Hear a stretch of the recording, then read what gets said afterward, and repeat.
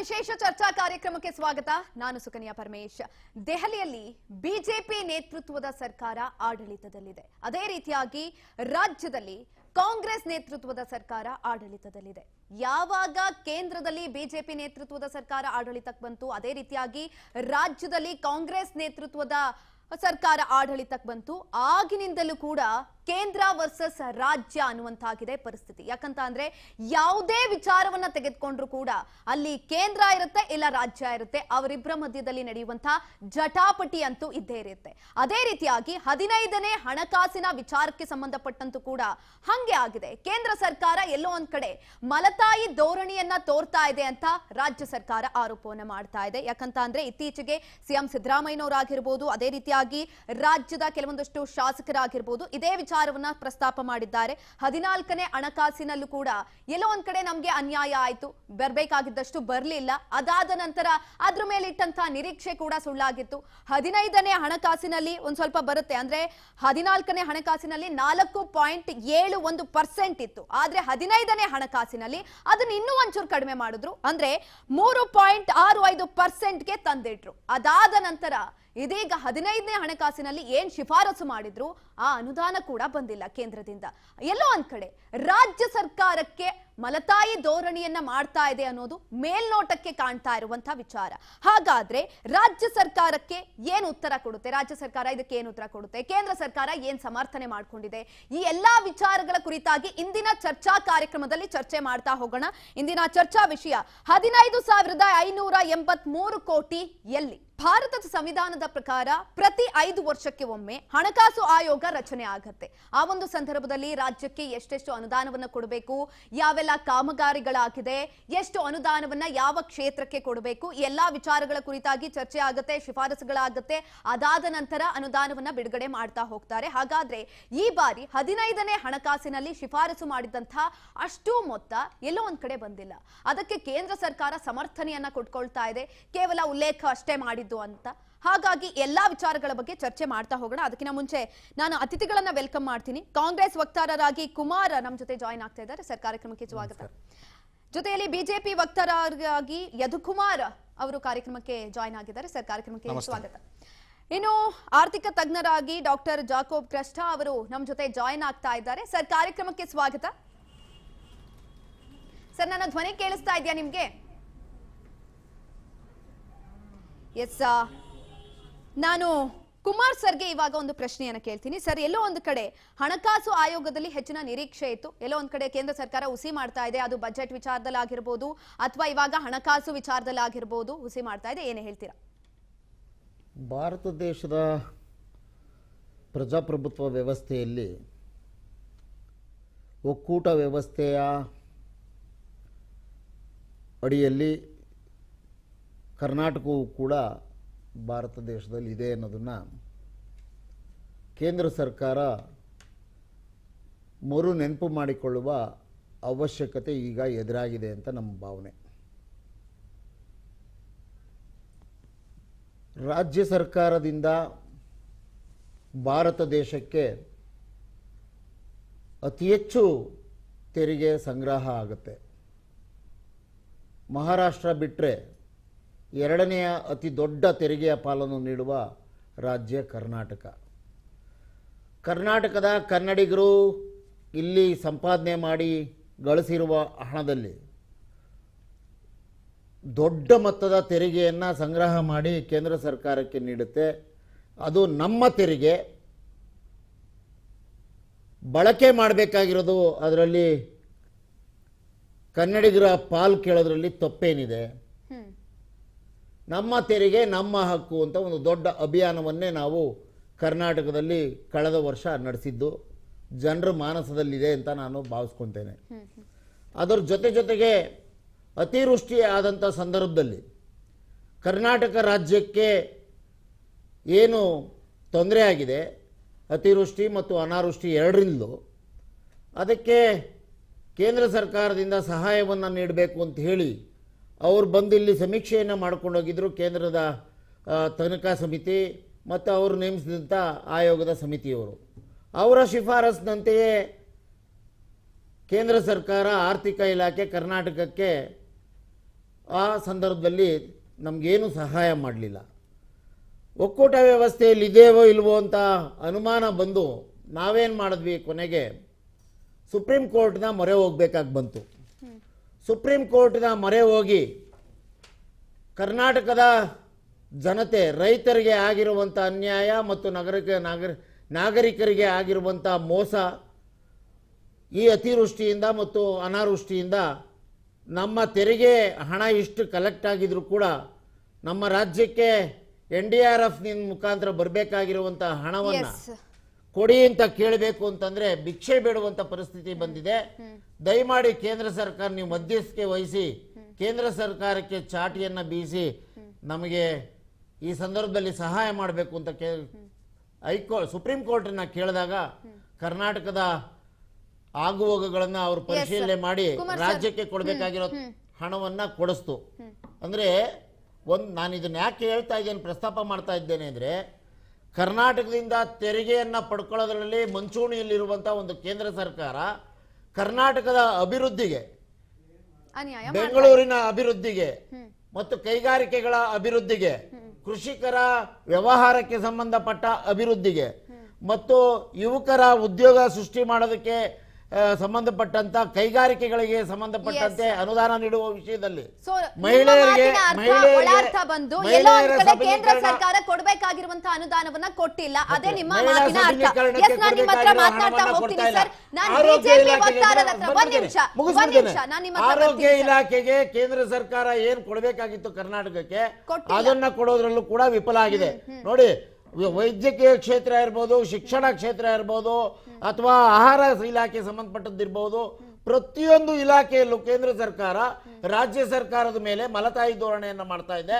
ನೋಡಿ, ಒಲ್ಲದ ಗಂಡನಿಗೆ ಮೊಸರಲ್ಲು ಕಣ್ಣು ಅನ್ನೋ ತರ ಕರ್ನಾಟಕದಿಂದ ಕೇಂದ್ರ ಸರ್ಕಾರ ರಚನೆ ಆಗಕ್ಕೆ ಅತಿ ಹೆಚ್ಚು MP ಮಾತ್ರ ಆಯ್ಕೆ ಮಾಡಬೇಕು ಕರ್ನಾಟಕದವರು. ಆದ್ರೆ ಕರ್ನಾಟಕಕ್ಕೆ ಸಹಾಯ ಮಾಡಬೇಕು ಅಂದ್ರೆ ಅವ್ರಿಗೆ ಏನೋ ಒಬ್ರು ಪಾಟೀಲ್ರು ಹೇಳ್ತಾ ಇದ್ರು, ನಮ್ಮ ಪಾಟೀಲ್ರು ಸಾಹಿತಿಗಳು ಏನೋ ಸುಟ್ಟಂಗ ಆಡ್ತಾರೆ ನಮ್ಮ ಹಣ ನಮ್ಗೆ ಕೊಡೋದಕ್ಕೆ ಅಂತ ಮಾತನಾಡ್ತಿದ್ರು. ಆ ತರ ಪದಗಳನ್ನ ನಾವು ಬಳಸಬೇಕಾಗುತ್ತೆ ಕನ್ನಡಿಗರು ಅಂತ ನಾನು ಹೇಳ್ತಾ, ನಮ್ಮ ತೆರಿಗೆ ನಮ್ಮ ಹಕ್ಕಿಗೆ ನಾವು ಪ್ರಶ್ನೆ ಹಾಕಿದ್ದೇವೆ. ಕೇಂದ್ರ ಸರ್ಕಾರ ಕೊಡಬೇಕಾಗಿರೋದನ್ನ ಕೊಡ್ತಾ ಇಲ್ಲ, ಅದೇ ನಿಮ್ಮ ಮಾತಿನ ಒಳಾರ್ಥ. ನಾನು ಬಿಜೆಪಿ ವಕ್ತಾರರ ಹತ್ರ ಒಂದು ಪ್ರಶ್ನೆಯನ್ನ ಕೇಳ್ತೀನಿ. ಟ್ಯಾಕ್ಸ್ ನಾವು ಕೊಡ್ತೀವಿ, ಎಲ್ಲವನ್ನ ಕೂಡ ನಾವು ಮಾಡ್ತೀವಿ, ಬೆನಿಫಿಟ್ ಬೇಡ ರಾಜ್ಯಗಳಿಗೆ, ಇದು ಒನ್ ನೇಷನ್ ಅಥವಾ ಒನ್ ಸೈಡ್ ನೇಷನ್ ಅಂತ ಅನ್ಸ್ತಾ ಇದೆ? ಮೊದಲನೇದಾಗಿ ನೀವು ಕೇಳಿದ ಪ್ರಶ್ನೆ ತಪ್ಪು ಮೇಡಮ್ ಅಲ್ಲಿ. ಯಾಕಂದ್ರೆ ಒಂದ್ ಕೇಳಿ, ಒನ್ ಸೈಡ್ ನೇಷನ್ ಬೇರೆ ರಾಜ್ಯಗಳಿಗೆ ನೀವು ಅನುದಾನವನ್ನ ಕೊಡ್ತೀರಾ ಅಂತ ಅಂದ್ರೆ ಕರ್ನಾಟಕಕ್ಕೆ ಯಾಕೆ ಕೊಡ್ತಾ ಇಲ್ಲ? ನನ್ನ ಪ್ರಶ್ನೆನೇ ತಪ್ಪು ಅಂತ ಹೇಳ್ತೀರಾ. ಪ್ರಶ್ನೆ ಕೇಳಿದ್ರೆ ನನಗೆ ಉತ್ತರ ಕೊಡಕ್ಕೆ ಅವಕಾಶ ಕೊಡಿ ದಯವಿಟ್ಟು. ನಾವು ಒನ್ ನೇಷನ್ ಅಂತದೇ ಇದು ಮಾಡುವಂತದ್ದು ಭಾರತ ಒಕ್ಕೂಟದ ವ್ಯವಸ್ಥೆಯಲ್ಲಿ ಇರುವಂತದ್ದನ್ನೇ. ಸೊ ಭಾರತದ ಒಕ್ಕೂಟದ ವ್ಯವಸ್ಥೆಯಲ್ಲಿ ಇರಬೇಕಾದಾಗ ಅದರಲ್ಲಿ ಇರುವಂತ ಎಲ್ಲಾ ರಾಜ್ಯಗಳನ್ನು ಇದ್ ಮಾಡ್ಬೇಕಾಗತ್ತೆ. ನೀವು ಅದನ್ನ ಅಲ್ಲಗೆಳೆಯುವಂತದ್ದು ಯಾವುದು ಇಲ್ಲ ಅದರಲ್ಲಿ. ದಯವಿಟ್ಟು ಅದನ್ನ ತಮ್ಮ ಮಾತನ್ನ ಹಿಂದಕ್ಕೆ ತಗೊಳ್ಳಿ ಪ್ಲೀಸ್. ಅದರಲ್ಲಿ ಯಾಕೆ ಅಂತಂದ್ರೆ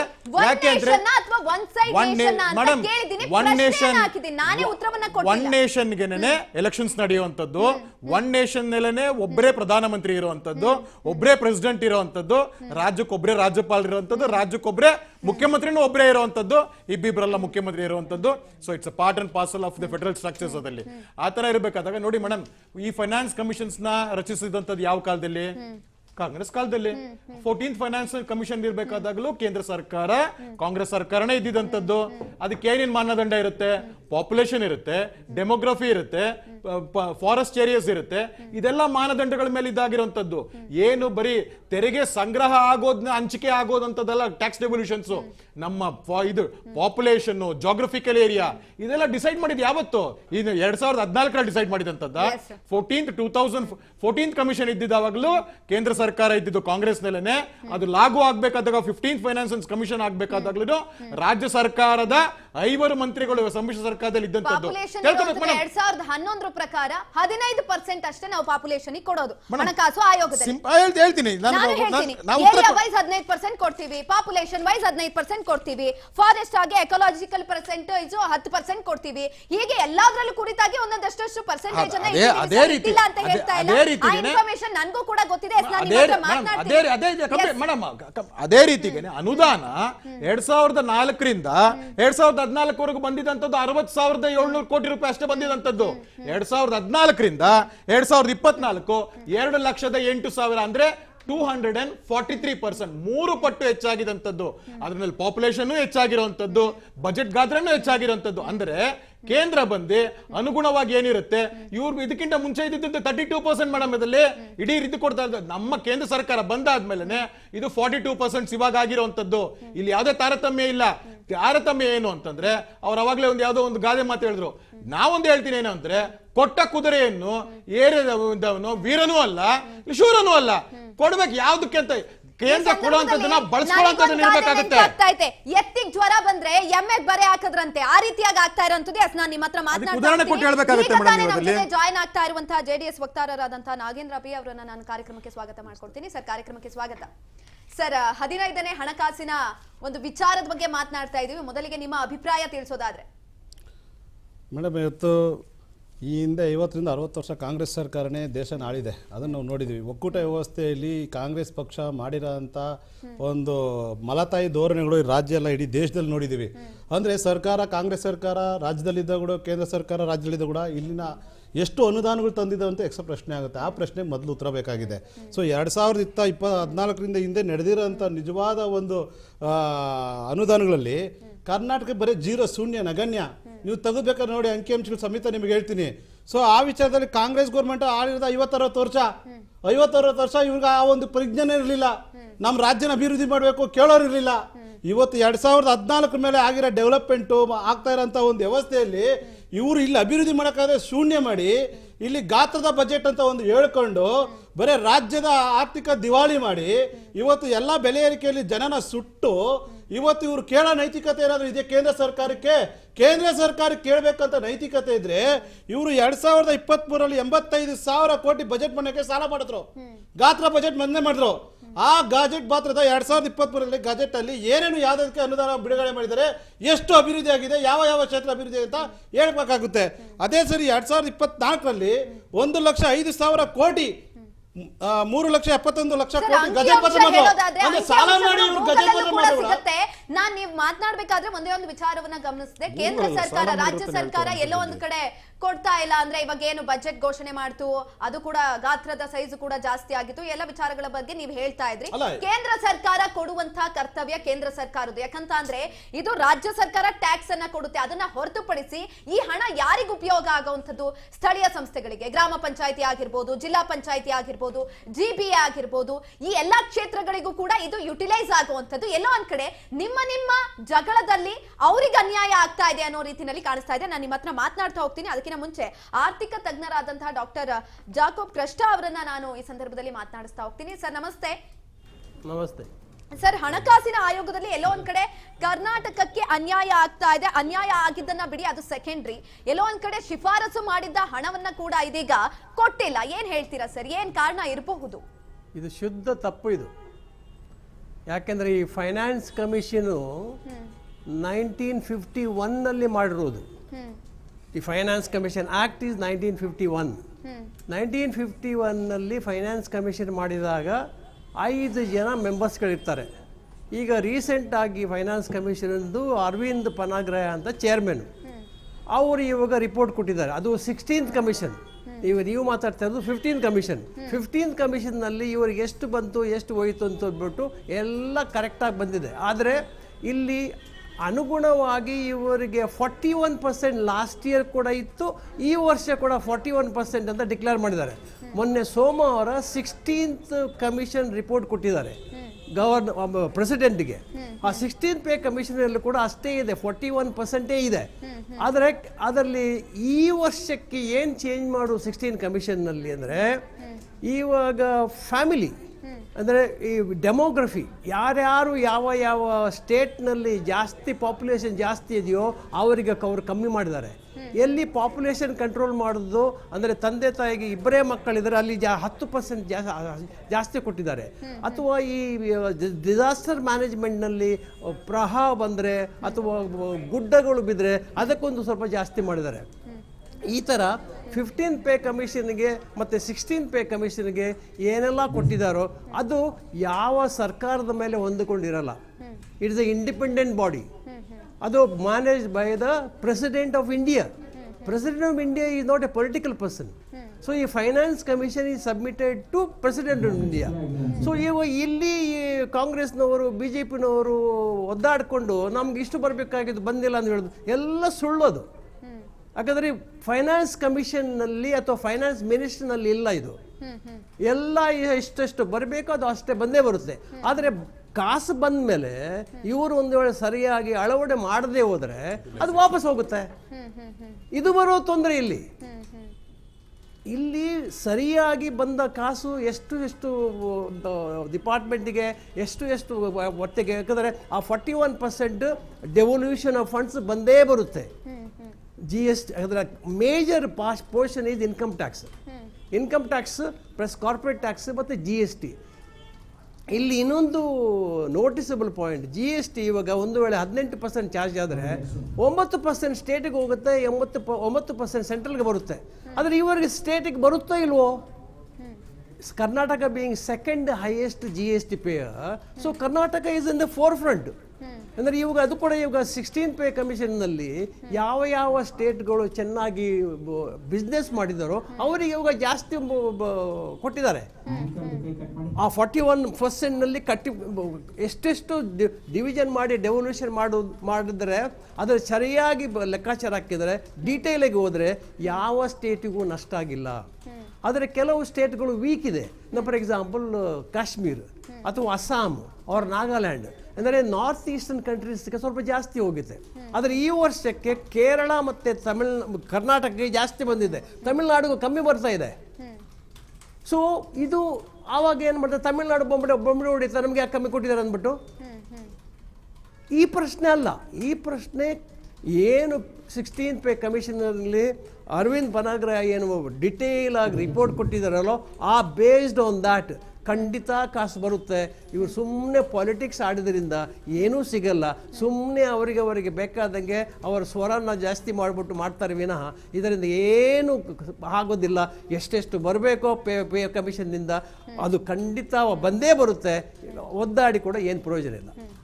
ಎಸ್ ಸರ್, ನಾನು ನಿಮ್ಮನ್ನು ಮಾತನಾಡಿಸ್ತಾ ಹೋಗ್ತೀನಿ, ಹಾಗೆ ಸಂಪರ್ಕದಲ್ಲಿದೆ. ನಾನು ಕುಮಾರ್ ಸರ್ ಹತ್ರ ಈ ಸಂದರ್ಭದಲ್ಲಿ ಪ್ರಶ್ನೆ ಕೇಳ್ತೀನಿ. ಸರ್, ನೀವು ಹೇಳ್ತೀರಾ ಅನ್ಯಾಯ ಅಂತ, ಆದ್ರೆ ಇನ್ನೊಂದ್ ಕಡೆನಲ್ಲಿ ನಿಮ್ಮ ಸರ್ಕಾರದ ಕಾಲದಲ್ಲಿ ಈ ಫಾರ್ಮುಲಾ ಏನ್ ಮಾಡ್ತಾ ಇತ್ತು? ನೀವ್ ಯಾಕೆ ಈ ಫಾರ್ಮುಲಾವನ್ನ ಪ್ರಯೋಗ ಮಾಡಲಿಲ್ಲ?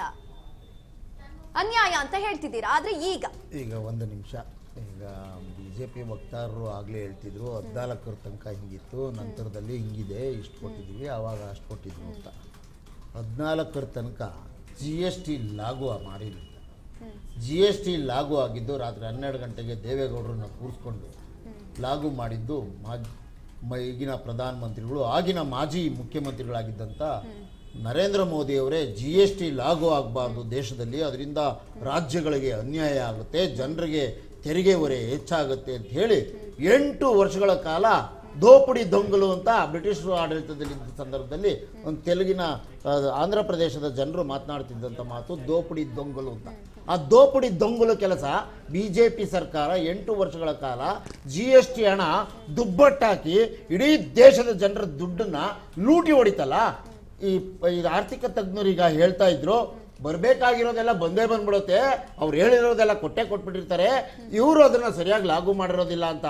ಆಯಿತು ಸ್ವಾಮಿ, ಕೊಡೋಷ್ಟು ಕೊಟ್ಬಿಟ್ಟಿದ್ದಿದ್ರೆ ಹಂಗಿದ್ರೆ ನಾವು ಇವಾಗ ಪ್ರಶ್ನೆ ಕೇಳಿದ್ದೇವೆ, ಒಂದು ವೈಟ್ ಪೇಪರ್ನ ರಿಲೀಸ್ ನೀವು ಹೇಳ್ಬಿಟ್ಟು ಕೇಂದ್ರ ಸರ್ಕಾರದವ್ರಿಗೆ ಎಷ್ಟೆಷ್ಟು ಹಣ ಕೊಟ್ಟಿದ್ದೀರಪ್ಪ ಅಂತ ವೈಟ್ ಪೇಪರ್ ರಿಲೀಸ್ ಮಾಡ್ಬಿಡಿ ಸರ್, ಅವಾಗ ನಾವು ಉತ್ತರ ಕೊಡ್ತೇವೆ. ಅದಕ್ಕೆ ನಾವು ಅವ್ರೇನು ಹಣ ಕೊಟ್ಟಿದ್ದಾರೋ ಅದಕ್ಕಿಂತ ದುಪ್ಪಟ್ಟು ಖರ್ಚು ಮಾಡಿದ್ದೇವೆ ಕರ್ನಾಟಕದಲ್ಲಿ.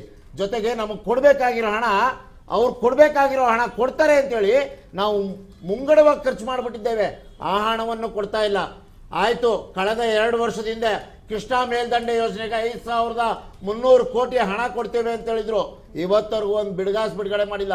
15ನೇ ಹಣಕಾಸಿನ ಆಯೋಗದ 15,583 ಕೋಟಿ, ಇದೊಂದು 5,380 ಕೋಟಿ, ಒಟ್ಟು 20,883 ಕೋಟಿ ಕರ್ನಾಟಕಕ್ಕೆ ಹಣ ಕೊಟ್ಟಿಲ್ಲ. ನೋಡಿ, ಅಧಿಕೃತವಾಗಿ ಬಜೆಟ್ ಅಲ್ಲಿ ಘೋಷಣೆ ಮಾಡಿರೋ ಹಣವನ್ನೇ ಕೊಟ್ಟಿಲ್ಲ. ನೀವೇನು ಹೇಳ್ತೀರಿ? ನೀವು ತಿಳ್ಕೋಬೇಕು ಸರಿಯಾಗಿ. ಆರ್ಥಿಕ ತಜ್ಞರಾದವರು, ಆರ್ಥಿಕ ತಜ್ಞರು ಅಂತ ಅಂದ್ಬಿಟ್ಟು ಹಣದ ಲೆಕ್ಕ ಫೈನಾನ್ಸ್ಗಳು ಯಾವ್ದು 14ನೇ ಹಣಕಾಸಿನ ಆಯೋಗ 13, 12, 14, 16 ಏನು ಹೇಳ್ತು ಅನ್ನೋದು ಹೇಳೋದಲ್ಲ. ಆದರೆ ರಾಜ್ಯ ಸರ್ಕಾರಗಳಿಗೆ ಬರುವಾಗ ಅದು ಬಂದಿದ್ಯೋ ಇಲ್ವೋ ಅನ್ನೋದನ್ನ ತಿಳ್ಕೊಂಡು ವೈಟ್ ಪೇಪರ್ ರಿಲೀಸ್ ಮಾಡಕ್ಕೆ ಹೇಳಿ ಕೇಂದ್ರ ಸರ್ಕಾರದ ಈಗಿನ ಕರ್ನಾಟಕದಿಂದ ಆಯ್ಕೆ ಆಗೋಗಿರುವಂತ ನಿರ್ಮಲಾ ಸೀತಾರಾಮನ್ ಅವರು ಕರ್ನಾಟಕಕ್ಕೆ ಬಿಗ್ ಸೊನ್ನೆ ಸುತ್ತಿದಾರಲ್ಲ 3 ಬಜೆಟ್ಗಳಲ್ಲಿ ಅವರು ಸುತ್ತಿರೋ ಸೊನ್ನೆಗೆ ಉತ್ತರ ಕೊಡ್ತಾರ. ಆಯ್ತು, ಇಲ್ಲಿಂದ ಗೆದ್ದೋಗಿರೋ ಒಬ್ರು MP ಗಳು, ಇಲ್ಲಿಂದ ಆಯ್ಕೆ ಆಗಿರುವಂತ 4 ಜನ ಮಂತ್ರಿಗಳು ಶನಿವಾರ ಭಾನುವಾರ ಕರ್ನಾಟಕಕ್ಕೆ ಬಂತು ಪುಂಖಾನುಪುಂಖವಾಗಿ ಸುಳ್ಳುಗಳು ಹೇಳ್ತಾರಲ್ಲ. ಇಲ್ಲೊಬ್ರು ಪೇಶ್ವೆಗಳು ಇದ್ದಾರೆ, ಕುಮಾರಸ್ವಾಮಿ ಅವರು ಹೇಳ್ತಾರೆ ಹುಬ್ಳಿಯಲ್ಲಿ, ಅವ್ರು ಬಂದು ಹೇಳ್ತಾರೆ ಎಲ್ಲ ಸುಭಿಕ್ಷವಾಗಿದೆ ದೇಶ ಅಂತ.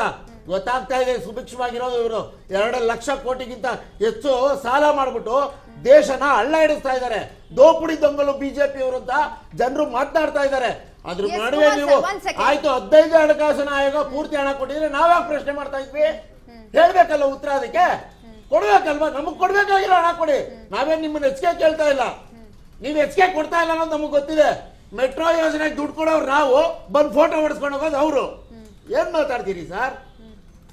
ಎಸ್, ನಾನು ಬಿಜೆಪಿ ವಕ್ತಾರರ ಹತ್ರ ಒಂದು ಪ್ರಶ್ನೆ ಕೇಳ್ತೀನಿ ಸರ್. ನನ್ನ ಹತ್ರ ಒಂದು ಚಾರ್ಟ್ ಇದೆ. ಈ ಚಾರ್ಟ್ ಅನ್ನ ಗಮನಿಸಿದ್ರೆ ವಿಶೇಷ ಅನುದಾನ ಶಿಫಾರಸ್ ಮಾಡಿದಂತದ್ದು ನೀವು 5495, ಬಾಕಿ ಉಳ್ಕೊಂಡಿದೆ 5495. ಪೂರ್ತಿ ಅಮೌಂಟ್ ಕೊಟ್ಟಿರೋದೆಷ್ಟು? 0. ಬಿಡುಗಡೆ ಮಾಡಿರೋದು 0. ಇದಕ್ಕೆ ನೀವು ಕಾರಣ ಏನ್ ಹೇಳ್ತಾ ಇದ್ದೀರಾ? ಮಧ್ಯಂತರ ವರದಿಯಲ್ಲಿ ಅಷ್ಟೇ ಉಲ್ಲೇಖ ಆಗಿದೆ, ಅದನ್ನ ಹೊರತಾಗಿ ನಾವು ಎಲ್ಲೂ ಕೂಡ ಅನೌನ್ಸ್ ಮಾಡಿಲ್ಲ.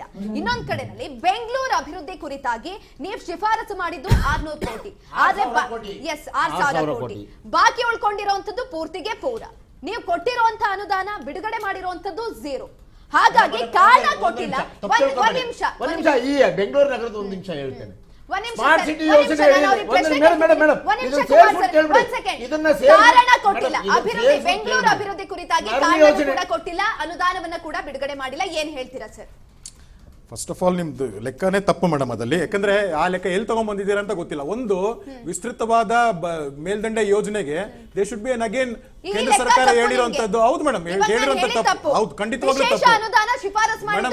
ಕೇಂದ್ರ ಸರ್ಕಾರ ನೀವು ತಪ್ಪು ಮಾಹಿತಿ ಕೊಡ್ತಾ ಇದ್ದೀರಾ ಮೇಡಮ್. ಕೇಂದ್ರ ಸರ್ಕಾರದ ಫೈನಾನ್ಸ್ ಮಿನಿಸ್ಟ್ರೆ ಆನ್ ದ ಫ್ಲೋರ್ ಹೇಳಿರುವಂತದ್ದು ಕರ್ನಾಟಕಕ್ಕೆ ಬರಬೇಕಾದಂತದ್ದು ಯಾವುದೋ ಬಾಕಿ ಇಲ್ಲ. ಒಂದು ನೀವು ಕೇಳಿದಂತದ್ದು ಇದಕ್ಕೆ they should be a detailed ಇದು ಪ್ರಾಜೆಕ್ಟ್ ರಿಪೋರ್ಟ್. ಯಾವುದಕ್ಕೆ? ಮೇಲ್ದಂಡೆ ಯೋಜನೆಗೆ. ಇದಕ್ಕೆ ಅದಕ್ಕಿಂತ ಡೀಟೇಲ್ಡ್ ಪ್ರಾಜೆಕ್ಟ್ ರಿಪೋರ್ಟ್ ಕೊಟ್ಟಿಲ್ಲ ಅವರದಲ್ಲಿ. ಆಮೇಲೆ they should be an exclusive account for that. ಅದನ್ನು ಇದು ಮಾಡಿಲ್ಲ. ಕೇಂದ್ರ ಸರ್ಕಾರದ ಅವ್ರ ಜವಾಬ್ದಾರಿ ಅವ್ರು ಮಾಡಿದ್ರೆ ಕ್ಲಿಯರೆನ್ಸ್ ಕೊಟ್ಟಿರುವಂತದ್ದು ಆಗ್ಬೋದು, ಎಲ್ಲ ಮಾಡಿದ್ದಾರೆ. ರಾಜ್ಯ ಸರ್ಕಾರದ ಒಂದು ಜವಾಬ್ದಾರಿತ ಇರುತ್ತೆ, ಅವರ ಕೆಲಸಗಳನ್ನ ಅವ್ರು ಮಾಡದೇ ಇರುವಂತದ್ದು. When there is no utilisation certificate ಆ ಫಾರ್ಮ್ಸ್ ಇರುವಂತದ್ದನ್ನ ಬರುವಂತದ್ದಲ್ಲ. ಮತ್ತೆ ದೇಶದಲ್ಲಿ ಆಗಿರುವಂತ ಯಾವುದೇ ಒಂದು ಕೆಲಸ ಅದಾಗ್ಬೋದು, ಕೇಂದ್ರ ಸರ್ಕಾರ ಅದು ಬಿಜೆಪಿ ಆಡಳಿತ ಇರ್ಬೋದು, ನಾನ್ ಬಿಜೆಪಿ ಆಗಿರುವಂತದ್ದು, ಯಾವುದೇ ತಾರತಮ್ಯ ಮಾಡ್ದಿರಾ ಕೆಲಸಗಳು ಮಾಡಿರುವಂತದ್ದು. ಮೇಡಮ್ ಸಿಂಪಲ್ ಆಗಿ ರೈಲ್ವೆ ಯೋಜನೆಗೆ ಇದಕ್ಕಿಂತ ಮುಂಚೆ ನಮಗೆ ಬರ್ತಾ ಇದ್ದಂತದ್ದು 2014 ನೋಡಿದಾಗ ಬರೀ 700 ಕೋಟಿ, ಬರೀ 700 ಕೋಟಿ. ಇವತ್ತು ಬಂದ್ಬಿಟ್ಟು 7,500 ಕೋಟಿ ರೈಲ್ವೆದು, 7,500 ಕೋಟಿ. ಕಿಸಾನ್ ಸಮ್ಮಾನ್ ಯೋಜನೆಯಲ್ಲಿ ನಮಗೆ ಬರ್ತಾ ಇದ್ದಿದ್ದು ಅವಾಗ BS ಯಡಿಯೂರಪ್ಪನವರು ಮತ್ತೆ ನರೇಂದ್ರ ಮೋದಿ ಅವರು ಕಿಸಾನ್ ಸಮ್ಮಾನ್ ಯೋಜನೆಗೆ 6,000 ಮತ್ತೆ ರಾಜ್ಯ ಸರ್ಕಾರದಿಂದ 4,000. ಈ ಸರ್ಕಾರ ಬಂದಿದ ತಕ್ಷಣ 4,000 ತೆಗ್ದಾಕ್ಬಿಡ್ತು. 4,000 ತೆಗ್ದಾಕ್ಬಿಡ್ತು. ಇವತ್ತು ಕೂಡ ಮೇಡಮ್ ಒಂದ್ ನಿಮಿಷ ಮೇಡಮ್, ನಾವು ಉತ್ತರ ಕೇಳಿಸ್ಕೊಬೇಕಾಗುತ್ತೆ. ನೀವು ಬರೀ ಪ್ರಶ್ನೆ ಕೇಳೋದು ಬೇಡ, ನಮ್ಮ ಉತ್ತರನ ಕೇಳಿಸ್ಕೊಳ್ಳಿ. ತಾವು 62 ಲಕ್ಷ ಜನರ ತಿಯಾರಿ ಹೇಳ್ಬೇಡಿ, ಆನ್ಸರ್ ಚಿಕ್ಕದಾಗಿದೆ. ಆನ್ಸರ್ ಮೇಡಮ್ ಹೇಳ್ತಾ ಇರೋದು ನಾವು ಬಿಟ್ ಫ್ಯಾಕ್ಟ್ಸ್ ಹೇಳ್ಬೇಕಾಗುತ್ತೆ. ನೀವ್ ಹೆಂಗೆ ಚಾರ್ಟ್ ತೋರಿಸಿ ನಮಗೆ ಫ್ಯಾಕ್ಟ್ಸ್ ಅಂತ ಹೇಳಿದ್ರು, ನಾನು ಅದನ್ನೇ ಫ್ಯಾಕ್ಟ್ಸ್ ಹೇಳ್ತಾ ಇರೋದು, ಫಿಗರ್ಸ್ ಹೇಳ್ತಾ ಇರೋದು. ಇವತ್ತು 62 ಲಕ್ಷ ರೈತರಿಗೆ ಇವತ್ತು ಕೂಡ ಕಿಸಾನ್ ಸಮ್ಮಾನ್ ಯೋಜನೆಯ 6,000 ತಲುಪ್ತಾ ಇದೆ. ಈಗ ಹಾಗಾದ್ರೆ ಒಂದಿರೋಂಥದ್ದು ಹಿಂದೆ ಸಿಂಪಲ್ ಆಗಿ ಹೇಳ್ತಾ, ಒಬ್ಬ ರೈತರಿಗೆ ಸಮಸ್ಯೆ ಇದ್ದಾಗ TCದು ಬರೀ 10,000ಕ್ಕೆ TC ಮತ್ತೆ ಇದು ಪೋಲ್ ಇದ್ ಮಾಡಿ ಕರೆಂಟ್ ಕೊಡ್ತಾ ಇದ್ದಂತ ನಮ್ಮ ಸರ್ಕಾರದಲ್ಲಿ. ಇವತ್ತು ಅದೇ TC ಒಬ್ಬ ರೈತ ತಗೋಬೇಕು ಅಂದ್ರೆ ಹೆಚ್ಚು ಕಮ್ಮಿ 3 ಲಕ್ಷ ಆಗ್ತೈತೆ. ಎಷ್ಟುವರೆ ಆಯ್ತು ಇಡೀ ರೈತರ, ಕರ್ನಾಟಕದ ರೈತರಿಗೆ? ಯಾವ ರೀತಿ ಇದ್ ಮಾಡ್ಬೇಕಾಗತ್ತೆ? ಇದಕ್ಕೆ ಯಾರು ಉತ್ತರ ಕೊಡಲ್ವಲ್ಲ ಮೇಡಮ್. ಕಳೆದ 3 ವರ್ಷದಿಂದ ಇವರ ಬೆಲೆ ಏರಿಕೆಯಿಂದ, ರಾಜ್ಯ ಸರ್ಕಾರದಲ್ಲಿ ಹೇಳ್ತಾ ಇರೋದು ಬೆಲೆ ಏರಿಕೆಯಿಂದ ಆಗಿರುವಂತದ್ದು 60,000 ಕೋಟಿ ಹೆಚ್ಚಳ. 60,000 ಕೋಟಿ ಹೆಚ್ಚಳ.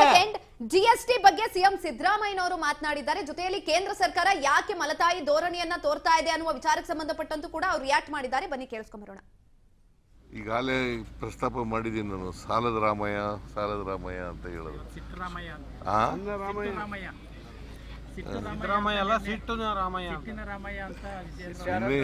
ಏನಾದ್ರು ಬಾಯಿ ಬಂದಾಗ ಮಾತಾಡ್ತಾರೆ. ನೋಡ್ರಿ, ಎಲ್ಲ ಅಭಿವೃದ್ಧಿ ರಾಷ್ಟ್ರಗಳು, ಎಲ್ಲ ರಾಜ್ಯಗಳು ಸಾಲ ಮಾಡಲೇಬೇಕು. ಸಾಲ ಮಾಡುವಾಗ ಮಿತಿ ಒಳಗಡೆ ಇರಬೇಕು. ಸಾಲ ಮಿತಿ ಒಳಗಡೆ ಇರಬೇಕು. ನಮ್ಮದು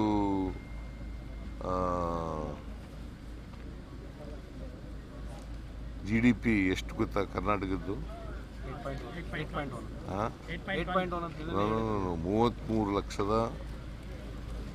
33,05,500 ಕೋಟಿ.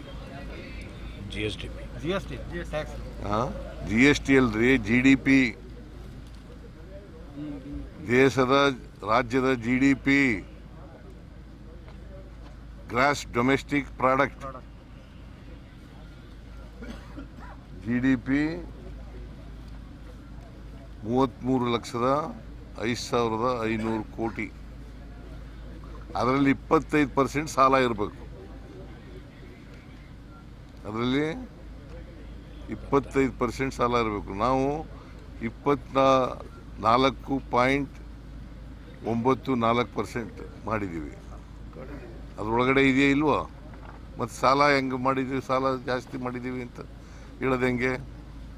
ಫಿಸ್ಕಲ್ ರೆಸ್ಪಾನ್ಸಿಬಿಲಿಟಿ ಆಗಿದೆ. ಫಿಸ್ಕಲ್ ರೆಸ್ಪಾನ್ಸಿಬಿಲಿಟಿ ಆ್ಯಕ್ಟ್ 2002ರಲ್ಲಿ ಪಾಸ್ ಮಾಡ್ತು. ಒಂದು ರಾಜ್ಯದ ಆರ್ಥಿಕ ಪರಿಸ್ಥಿತಿ ಚೆನ್ನಾಗಿರ್ಬೇಕಾದ್ರೆ 3 ಮಾನದಂಡಗಳನ್ನು ಹೇಳಿದೆ ಆ ಕಾನೂನಿನಲ್ಲಿ. ಒಂದನೇದು ಫಿಸ್ಕಲ್ ಡಿಫಿಸಿಟ್ಟು 3% ಒಳಗಡೆ ಇರಬೇಕು. GDPಯ 3% ಒಳಗಡೆ ಇರಬೇಕು. ನಮ್ಮದು 3% ಒಳಗಡೆ ಇದೆ. 2.95. ಸಾಲ 25% ಒಳಗಡೆ ಇರಬೇಕು. GDPಯ 25% ಒಳಗಡೆ ಇರಬೇಕು. ರೆವಿನ್ಯೂ ಸರ್ಪ್ಲಸ್ ಇರಬೇಕು. ನಮ್ಮದು ರೆವಿನ್ಯೂ ಸರ್ಪ್ಲಸ್ಸು ಮಾಡೋಕ್ಕಾಗಿಲ್ಲ. ಯಾಕಪ್ಪ ಅಂತಂದರೆ ಕೇಂದ್ರ ಸರ್ಕಾರದವರು ನಮಗೆ ಕೊಡಬೇಕಾಗಿದ್ದಂಥ ಹಣವನ್ನು ಕೊಡಲಿಲ್ಲ. ನಂಬರ್ 1. ನಂಬರ್ 2 ಮಧ್ಯದಲ್ಲಿ ಸೆಪ್ಟೆಂಬರ್ ತಿಂಗಳಲ್ಲಿ GSTಯನ್ನು ರ್ಯಾಷನಲೈಸ್ ಮಾಡಿದ್ರು.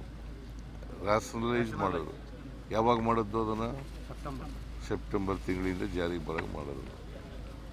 ಕಡಿಮೆ ಮಾಡಿಬಿಟ್ರು ಅನೇಕ ಇದನ್ನು. ಯಾಕೆಂತಂದರೆ ಬಿಹಾರ್ ಚುನಾವಣೆ ಇತ್ತು, ಅದಕ್ಕೋಸ್ಕರ ಮಾಡಿದ್ರು. ನಾವೆಲ್ಲ ಅಂದಾಜು ಮಾಡಿದ್ದು GST ಇಷ್ಟು ದುಡ್ಡು ಬರ್ಬೋದು ನಮಗೆ ತೆರಿಗೆನಲ್ಲಿ. 1,20,000 ಕೋಟಿ ತೆರಿಗೆ ಬರಬೇಕಾಗಿತ್ತು. ಎಸ್ ಸರ್, ಇರಿ ನಾನು ಅವ್ರನ್ನ ಕೇಳ್ತೀನಿ, ಬಿಜೆಪಿ ವಕ್ತಾರರನ್ನ. ಸರ್, ಸಿಎಂ ಸಿದ್ದರಾಮಯ್ಯ ಅವರು ಮಾತನಾಡಿದ್ದನ್ನ ನೀವು ಗಮನಿಸಿದ್ರಿ, ನೀವು ಕೇಳಿಸ್ಕೊಂಡಿರ್ತೀರಾ. ಕೇಂದ್ರ ಸರ್ಕಾರ ಕೊಡಬೇಕಾಗಿರುವಂತಹ ಅನುದಾನವನ್ನ ಕೊಡ್ತಾ ಇಲ್ಲ, ಹಾಗಾಗಿ ಅಭಿವೃದ್ಧಿ ಕೆಲಸಗಳಲ್ಲಿ ಕುಂಠಿತ ಆಗ್ತಾ ಇದೆ. ಇವಾಗ ಹಣಕಾಸಿನ ಒಂದು ಆಯೋಗದಲ್ಲೂ ಕೂಡ ನಿರೀಕ್ಷೆಯನ್ನ ಮಾಡಿದ್ವಿ, ಅದು ಕೂಡ ಹುಸಿ ಆಗಿದೆ ಅನ್ನೋ ರೀತಿಯಲ್ಲಿ ಮಾತನಾಡಿದ್ರು. ಏನ್ ಹೇಳ್ತೀರಾ ಮೇಡಮ್? ಆಗ್ಲಿಂದ ತಾವು ಹೇಳ್ತಾ ಇರೋದು ವ್ಯತಿರಿಕ್ತವಾದ ಒಂದು ಯೋಜನೆ ಇದೆ ಮೇಡಮ್. ನಾ ಹೇಳ್ತಾ ಇರೋದು ಏನು ಅಂತಂದ್ರೆ, ನಾವು ರಾಜ್ಯದ ಅಧ್ಯಕ್ಷರು ವಿಜೇಂದ್ರ ಅವರು ಮಾನ್ಯ ಸಿದ್ದರಾಮಯ್ಯನವರಿಗೆ ಹೇಳಿದಂಥದ್ದು ಶ್ವೇತಪತ್ರ ಹೊರಡಿಸಿ ಅಂತ ಹೇಳಿದಂಥದ್ದು. ಮುಖ್ಯಮಂತ್ರಿ ಹೇಳ್ತಾರೆ ನಾನು ಬಜೆಟ್ ಮಂಡಿಸಿದ್ದೀನಿ ಅಂತ. ಬಜೆಟ್ಗೂ ಶ್ವೇತಪತ್ರಕ್ಕೂ ವ್ಯತ್ಯಾಸ ಗೊತ್ತಿಲ್ಲದೆ ಇರುವಂತ ಆರ್ಥಿಕ ತಜ್ಞ ಪಾಪ ಮುಖ್ಯಮಂತ್ರಿಗಳು. ಆಯ್ತಾ? ಒಂದು ಪಾಪ ಅವ್ರು ಕೇಳಿದಂಥದ್ದಕ್ಕೆ ಯಾವ್ಯಾವ ಪಡಿಪಾಟ್ಲು ಪಡ್ತಾ ಇದ್ದಾರೆ, ಯಾವ್ಯಾವ ಪ್ರಯಾಸ ಪಡ್ತಾ ಇದ್ದಾರೆ ಅನ್ನೋದು ನೀವೇ ನೋಡ್ತಾ ಇದ್ದೀರಾ. ನೋಡಿ, ನಾ ಹೇಳ್ತಾ ಇರೋಂಥದ್ದು ಏನಂತಾರೆ, ವಿತಿನ್ ದ 25% ಅಂತ. ಮೇಡಮ್, ಇವಾಗ ಕೆಲವು ಎಕ್ಸಾಂಪಲ್ಸ್ಗಳು ಕೊಡ್ತೀನಿ. 56,000 ಇದು ಹುದ್ದೆಗಳನ್ನ ಭರ್ತಿ ಮಾಡ್ತೀನಿ ಅಂತ ಹೇಳಿದಂಥದ್ದು ಬಜೆಟ್ಗಿಂತ ಮುಂಚೆ. 56,000 ಹುದ್ದೆಗಳನ್ನ ಭರ್ತಿ ಮಾಡಬೇಕು ಅಂದಾಗ ಅದಕ್ಕೆ ಬಜೆಟ್ ನಲ್ಲಿ ಹಣ ಇಡ್ಬೇಕಲ್ಲ ಮೇಡಮ್? ಅಲ್ಲಿ 1 ರೂಪಾಯಿನೂ ಇಟ್ಟಿಲ್ಲ.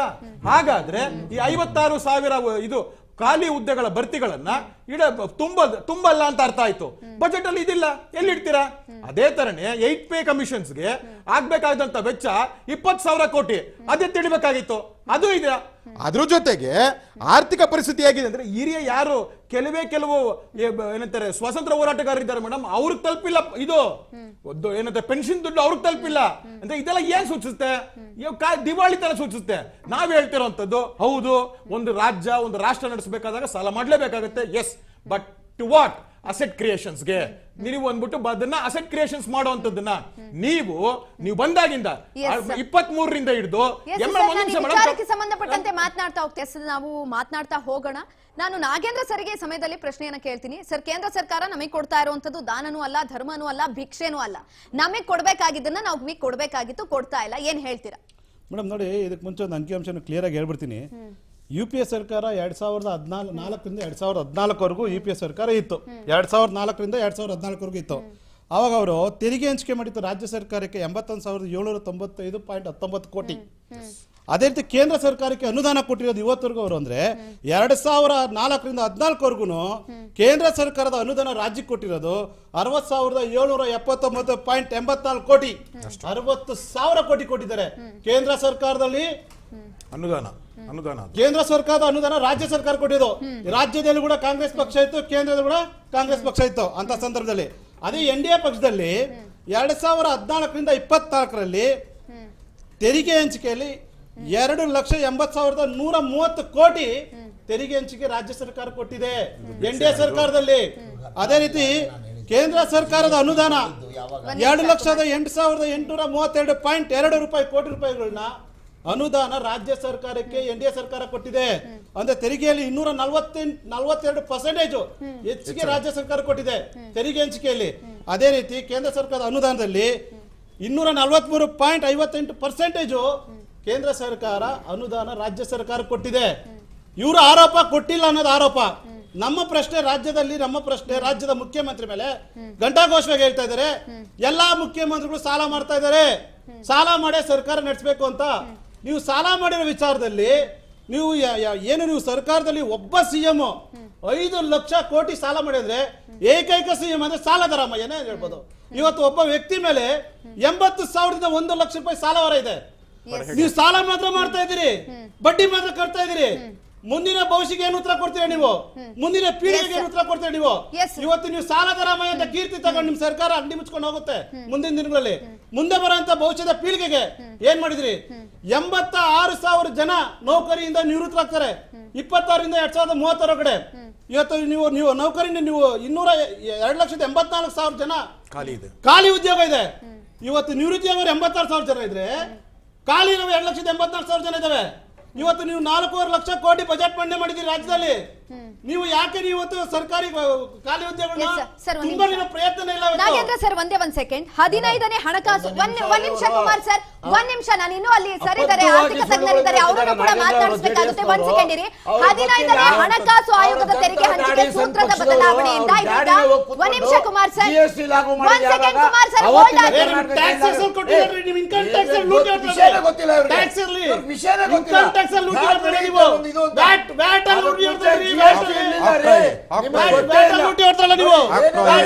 ಮಾತಾಡ್ತಾರೆ, ಅನವಶ್ಯಕವಾಗಿ ಮಾತಾಡ್ತಾರೆ.